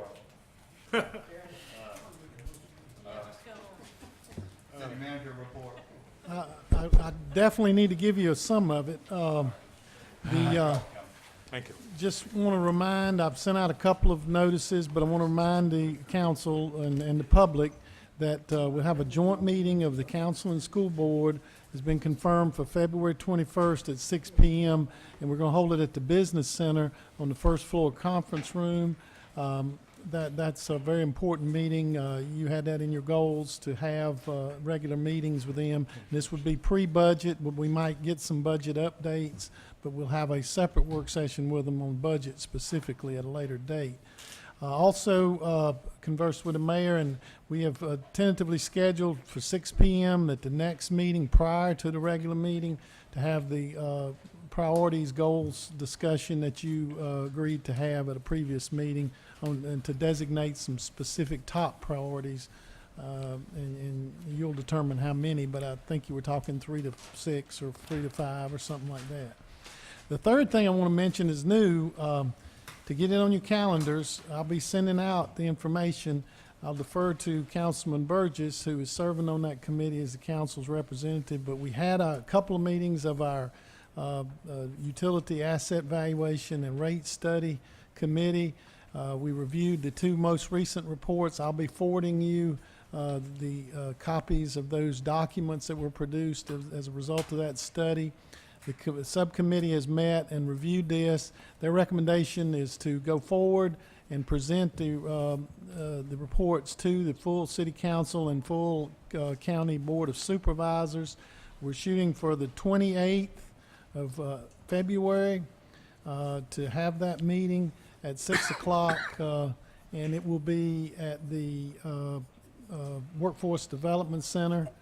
We've reserved space there, similar to what we did when the last study aspect of the consolidation and other alternatives was presented a couple years ago. This, we hope everyone will be able to attend that meeting on the 28th and receive this study. It will be a public meeting. The public will be invited to attend as well to listen. We'll have the study consultants there to answer questions and present their findings, and you again will have hard copies of that, or excuse me, email version of that to begin reviewing, and then we'll have hard copies available for you at the, prior to the meeting. And you'll receive more information on that. I'll defer to Councilman Burgess if he wants to add anything on that this time. Yeah, we had 2 meetings, and in addition to bringing the consultants down, we've tasked the city manager and county administrator to give us a timeline of how we get from this point to the end, and a pretty detailed. In the original report we got, it was really detailed of how we got to this point, and then kind of a 30,000 foot level. Now we want to get down at the 5,000 foot level, what it's going to take to get us to the end of the game. Okay, good. All right. All right. The other thing is included in your packet, and I just wanted to state this for the public's information. The schedule for the Virginia Department of Elections calendar for the May 1st council special election, or regular election, it's referred to as a special election, which will include the city council election. It's included in the agenda package, which is available online if citizens are interested. The seats up for election are the mayor at large and wards 3, 5, and 6, with the mayors being for a 2-year term and the ward seats for 4-year terms. And the filing information is available through the registrar's office for that. I don't know if any additional comments. I also am disappointed to report that our COVA local health insurance plan alternative did not receive the required participation levels. They've notified us officially of that, and now we're proceeding to look at the local choice renewal, our current carrier, and determine what recommendations to bring back to the council in terms of the renewal options. I will be reporting to you in March further on that, or even more before then if any additional information becomes available. And I believe that's all I had, Mayor. Okay. I think the other items are in your report, but I won't go through all of those. I don't think anybody has any council staff reports, do they? I don't. Good. I'll give one quickly. I don't know if you've ever done that, but we'll let you try. This one, and I'll give the rest next meeting. Okay. So this was from the legislative meeting with the governor and so forth, and members of the House and Senate. One key issue that they passed was legalizing marijuana for medical purposes, and the doctors will be writing prescriptions. That has passed. Now, there are some more, but I'll bring it out next meeting. That would affect the city, but that's legal now, basically. All right.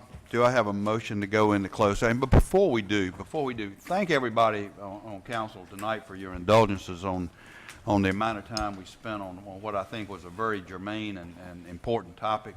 Thank y'all for those of you who've had to wait around, our apologies. But thank y'all well, how you think we feel? So, but anyway, thank you. We do appreciate it. It was good. So I'll entertain a motion to go into closed session. I move that the Franklin City Council meet in closed session to discuss appointments to boards and commissions and to discuss a prospective business or industry or the expansion of an existing business or industry where no previous announcement has been made of the business or industry's interest in locating or expanding its facilities in the community pursuant to Virginia Code Section 2.2-3711A1 and 5. I have a motion and I have a second. Any discussion? All those in favor signify by aye. Aye. Aye. Aye. Aye. And aye. And I guess that means nobody's opposed. All right, we will go into closed session. Thank you all very much.